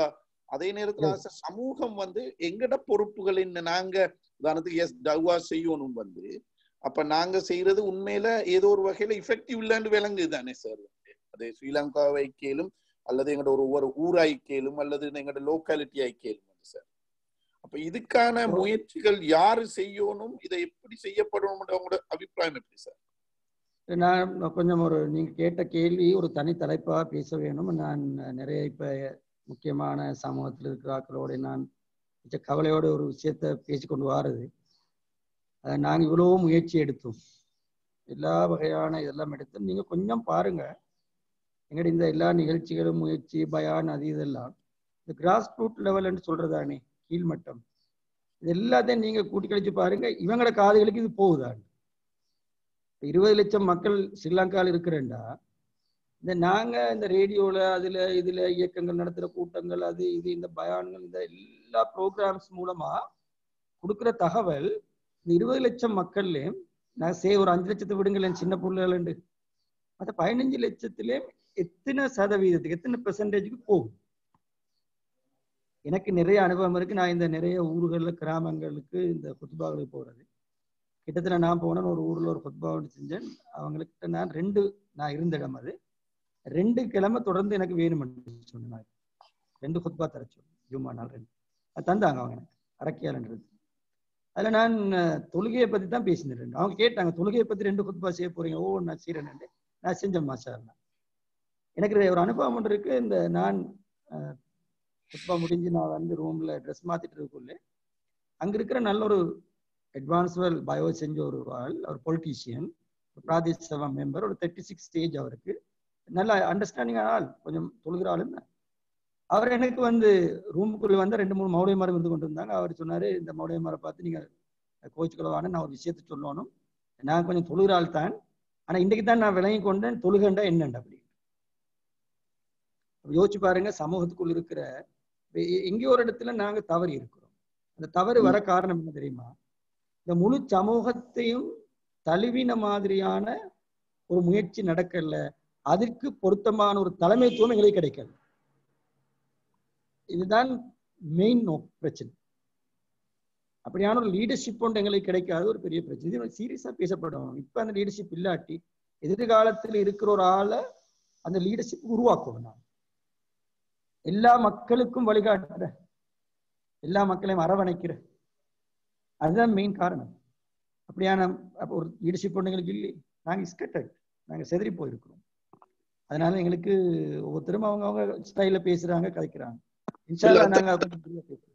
நீங்க சொல்றதுல சார் வந்து அது உண்மையில சீரியஸ்லி பார்க்கப்படும். நாங்க எல்லாரும் வந்து உண்மையில அதாவது ஒவ்வொருத்தரும் நல்லது செய்யணும்னு செய்ய முயற்சி செய்யறவங்களும் வந்து உதாரணத்துக்கு இந்த COVID-19 அல்லது ஏதாவது ஒரு டிசாஸ்டர் வந்தோடனே வந்து நாங்க ஆட்களுக்கு அந்த தின்றதுக்கு கொடுக்கறதுக்கு சாப்பாட்டுக்கு கொடுக்கறதுக்கு அதை கூட நன்மையை தேடிக்கோற அந்த முயற்சியை வந்து இப்ப உதாரணத்துக்கு ஒரு ஆளுக்கு இந்த உலகத்துல தின்னாம மௌத்தாகி போறதை விட மௌத்தாகி அங்க போய் நரகத்துக்கு போறான்னு நீங்க சொல்றது அவ்வளவு சீரியஸா இந்த ஆஸ் அ கம்யூனிட்டி வந்து நாங்க முதலாவது எங்கட ப்ரையாரிட்டியை நாங்க நீங்க சொன்ன மாதிரி கிராஸ் ரூட்டுக்கோ இதுக்கோ எங்கட ப்ரையாரிட்டியை நாங்க பிளப்படுத்தி கொண்டு வரோம். மீறண்டு நல்லா விளங்குதானே சார்? இது என்னடா பிரதர், நாங்க அப்படியான ஒரு லீடர்ஷிப்பு கீழ் இருக்கிற ஒரு ஆக பெஸ்ட் பிரைன் எல்லாம் சேர்ந்து நாங்க டிசைன் பண்ணணும் சமூகத்தை எந்த திசைக்கு நாங்க டிரெக்ட் பண்றோம், திசைப்படுத்துறோம். அது வந்து சாதாரணமாக ஒருத்தரம் எழும்பி பள்ளியில பேசுறதாலேயும் அல்லது ரேடியோல பேசுறதாலேயும் இப்படி ஒரு நிகழ்ச்சி நடத்தல. இது வந்து ஒரு சமூகத்துல ஆக பிரதானமான விஷயமே. அதுக்கு நபியோண்டே வந்தது. நபியோண்டு வந்து செஞ்ச வேலையை சாதாரணமா செய்யலாது. நபி என்று சொன்னா அது மனிதர்கள் ஆக ஹை குவாலிட்டி இல்லையா? ஹை குவாலிட்டி ஒன்று செஞ்ச வேலையை நாங்க கொஞ்சம் இப்ப இருக்கிறதுல ஹை குவாலிட்டியை வச்சுதான் செய்யணும். அதனால இன்ஷால்லா நாங்க இது ஒரு சீரியஸான விஷயம். அடுத்த கட்டம் நாங்க பேசுவோம். இதை நான் நினைக்கிறேன், நான் ஜவுசி பிரதரோட பத்தி சீரியஸா பேசினேன். நேற்று முந்தின நாள் நான் டாக்டர் ரைஸோட சீரியஸா பேசினேன்.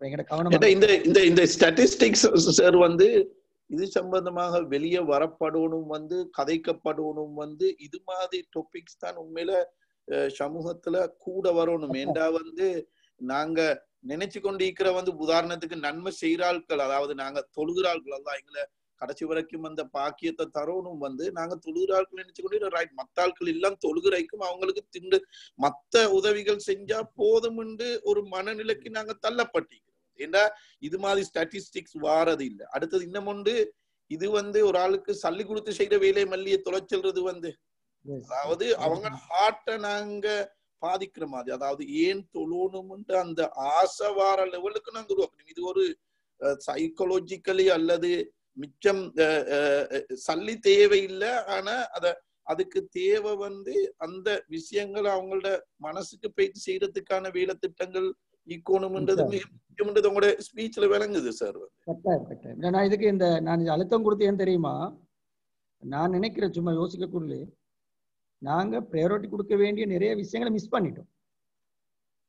நாங்கெல்லாம் சில நேரம் ஒரு டாபிக்கை பேசக்குள்ளே ஒரு வகையான பிலோசபிக்கலா தத்துவமாக ஒரு அறிவுக்கு இன்ஃபர்மேஷனுக்கா இல்லாட்டி நாலேஜுக்கு பேசணும். ஆனா நாங்க யதார்த்தம் ப்ராக்டிக்கலா பார்க்கணுமே என்ன நடக்குதுன்னு. நாங்க இப்ப எங்களுக்கு இது சொர்க்க நரகத்துல பிரச்சனை இல்லையா? இது முதலாவது சொர்க்க நரகத்துல பிரச்சனை, ரெண்டாவது மத்ததெல்லாம் மௌத்தா போன பிறகு மறுபடியும் நாங்க உலகத்துல நடத்தின சாதனை எல்லாம் வரும்.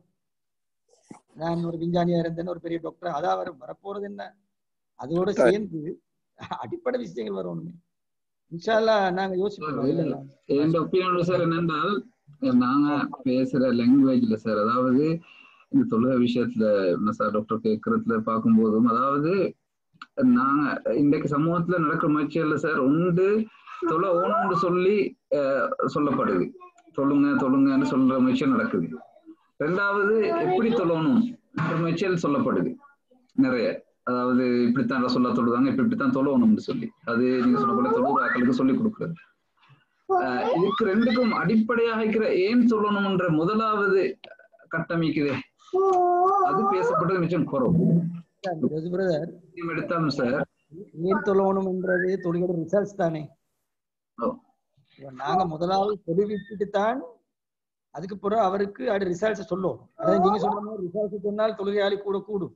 பிரச்சனை நடந்திருக்கு என்ன தெரியுமா, தொழாத மனிதர்கள் சீரியஸா பார்க்கப்படாத வரையில நிறைய தொழாத மனிதர்கள் இருப்பாங்க சார். அதாவது சார் இப்ப நீங்க சொன்ன அந்த மெசேஜை கொண்டு போற பிளாட்ஃபார்ம்ல தான் ரேடியோட நீங்க சொன்ன அந்த 15 லட்சத்துல அந்த ஸ்ரீலங்கா எடுத்து அது ரீச் ஆகலாத ஒரு விஷயம். அதுக்கு நாங்க என்ன பிளாட்ஃபார்ம்ஸ்ல யூஸ் பண்ணணும்ன்றது ஒரு ஸ்ட்ராட்டஜிக் மேட்டர் நினைக்கிறேன் சார். இன்னொன்று சார், இப்ப நான் என்ன சொல்றேன் சார், உதாரணத்துக்கு குர்ஆன் விஷயத்துல குர்ஆன் ஓதுங்கன்றது சொல்லப்படுது, எப்படி ஓதுன்றது சொல்லி கொடுக்கப்படுது. ஆனா ஏன் குர்ஆன் ஓதணும்ன்றது பேசப்படுது சார். இப்ப இந்த ஏன் என்ற வை என்ற ஸ்டேஜ்ல சார் தொழுகையில தான் அதை பேசுற அப்கோர்ஸ் நாங்க தான் அதை பேசுறோம். நினைக்கிறேன்னா அது கஷ்டமான அந்த ப்ராடக்டை செல் பண்றது கஷ்டம். ஏன்னா ஓதுங்கன்றதுக்கு அவங்க நிறைய வருவாங்க. எப்படி சொல்லி கொடுக்குறோம். ஆனா ஏன் குரான் ஒரு டாபிக்கை போட்டீங்கன்னா ஆட்கள் குறைவாய்ப்பாங்க. அது மாதிரிதான் தொழுகிறன்றதுக்கு சொல்லும் போது அது ஏற்றுப்படும், அல்லது இப்படித்தான் தொழுன்றத நிறைய டிபேட் பண்ணாலும் பேசலும். ஆனா இப்படிதான் ஏன் தொழுன்ற சப்ஜெக்ட் பேசுறதுக்கு இன்ட்ரெஸ்ட் குறைவாகும். இப்ப நீங்க சொன்ன நீங்க நான் இந்த 2 கொத்துபா எடுத்து அதுல முதலாவது நான் சொன்ன முதலாவது சொல்லிட்டு 2வது கொத்துபால அந்த நீங்க சொன்னதுக்கு தான் விட கொடுக்கும் ஏன் தொழணும். அப்ப அது ரெண்டும் பெரலலா போகக்குள்ளதான் அந்த மெசேஜ் சரியா போகும். நீங்க சொல்றது சரி, டைம் சரியா. சார் அதான் நானும் வந்து இன்டரப்ட் பண்ண இன்னொரு क्वेश्चन ஒன்று கேட்டிக்கிறாங்க, இப்படி துஆக்களை கேட்கலாம்ங்கற சம்பந்தமா ஏதாவது சுன்னத்தான முறைகள் இருக்கான்னு சொல்லி துஆக்களை கேட்கறதுக்கு. எல்லா சந்தர்ப்பங்கள்லயும் சுன்னத்தான துஆக்கள் நீங்க நெட்ல போய் அடிச்சு பார்த்தாலும் சரியான ஹதீஸ்ல வந்த துஆக்கள் நிறைய இருக்கு. நீங்க இந்த வெப்சைட் ஒன்றுல நீங்க இன்டர்நெட்ல போய் அடிச்சால், உதாரணமா நீங்க சொல்லுவோமே ஆடை அழியும் பொழுது நாங்க இந்த உடுப்பு உடுக்க போக்குள்ள என்ன உதவி பண்ணி அடிச்சிங்கன்னா வந்துடும். அதுல போட்டிருப்பாங்க, பின்னால கீழே போட்டிருப்பாங்க ஹதீஸ் எதிர முஸ்லிமா புகாரியா முத்தப்புக்கு நிலையான்னு போட்டிருப்பாங்க. அப்ப அதை நாங்க ஃபாலோ பண்ண லேசி இல்ல. இவர் கேட்டது வந்து சார் அந்த ஆக்கள் நிறைய பேர் துஆ கேட்க சொல்லுவாங்களே குடும்பத்துக்காக உறவுகளுக்காக, அப்படியான டைம்கள் ஏதாவது சுன்னத்தான முறைகள் இருக்கா அதுகளை கேட்கறதுக்கு? அது வந்து சுன்னத்தான சந்தர்ப்பங்கள் இருக்கு, துஆ ஏற்றுக்கூட சந்தர்ப்பங்கள் இருக்கு. உதாரணமா 5 வக்து தொழுகை பிறகு, அல்லது தாஜ்ஜுத் தொழுகை நேரம், அல்லது நோன்பு திறந்த உடனே, அல்லது அப்படி நிறைய ஹதீஸ்ல வந்திருக்கு இல்லையா, அந்த சந்தர்ப்பத்துல அந்த அந்த நீங்க சொன்னதுல இணைச்சு கேட்கிறேன். அதுதான் என்ன பொறுத்து. ஆனால் தாய்தாப்பனை கேட்கிற துஆக்கள் நஸ்ஸா, அதாவது குர்ஆன் வசனமாகவே வந்திருக்கு. உங்களுக்கு தெரிந்தானே அந்த இந்த எப்படி வருது, ரப்பனா ரப் ரஹ்மஹுமா கமா ரப்பயானி ஸகீரான், அப்படி வந்திருக்கு. அதே மாதிரி வேறு சந்தர்ப்பங்கள் வந்திருக்கு. அதே போல முஸ்லிம்களுக்காக கேட்கிற துஆக்கள் நஸ்ல வந்திருக்கு. நஸ் என்றால் அந்த கண்டெக்ஸ்ட், அந்த இது என்ன குர்ஆன் வசனமாக ஹதீஸா வந்திருக்கு. ஹதீஸ்ல நிறைய துஆக்கள் வந்திருக்கு. நீங்க சொன்ன விஷயங்களை உள்ளடக்கி அதுல நாங்க மனனம் செஞ்சு கொண்டால் பொருத்தமா இருக்கும். மாஷாஅல்லாஹ். எப்படி வேற 6 மணி பிந்தி போகுது போல. ஜஸாக்கல்லாஹ் கைரன் டாக்டர். சரி சார், நீங்க டாக்டரால கேட்டீங்க. டாக்டர் தான் வந்து முதல் கேட்டார், டாக்டர் நசார் தான் வந்து கேட்டார் அவர் ஸ்லிப்ல. மாஷாஅல்லாஹ். அஸ்ஸலாமு அலைக்கும் டாக்டர். இன்ஷாஅல்லாஹ் அடுத்த வரக்குள்ள நாங்க மீட் பண்ணுவோம் வரையும்.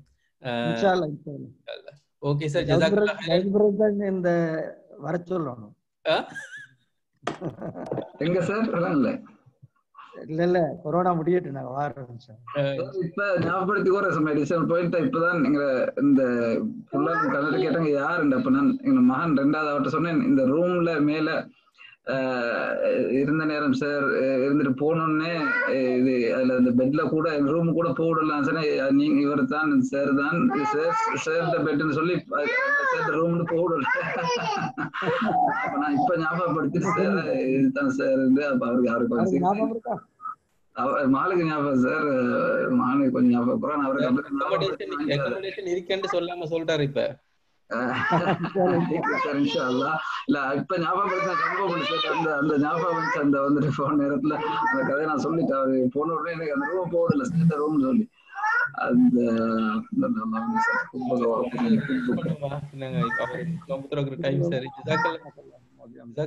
சார். இப்ப நீங்க புது டாபிக் ஒண்ணு தொடங்கிட்டீங்க, இன்ஷா அல்லாஹ் நாங்க அந்த சைடுக்கு கொஞ்சம் ஃபோக்கஸ் பண்ணி ஒரு செஷன் ஒண்ணு போடுவோம், முடியட்டும் இன்ஷா அல்லாஹ். அது இப்போ சந்தோஷம், நீங்க அதை எடுத்துக்கொண்டது. இன்ஷா அல்லாஹ் பேசுவோம் இன்ஷா அல்லாஹ். Okay sir, ஜஸாக்கல்லாஹ் கைர். சுப்ஹானக்கல்லாஹும்ம வ பிஹம்திக அஷ்ஹது அல்லா இலாஹ இல்லா அன்த அஸ்தக்ஃபிருக வ அத்தூபு இலைக். அஸ்ஸலாமு அலைக்கும் வரஹ்மத்துல்லாஹி வ பரகாத்துஹு.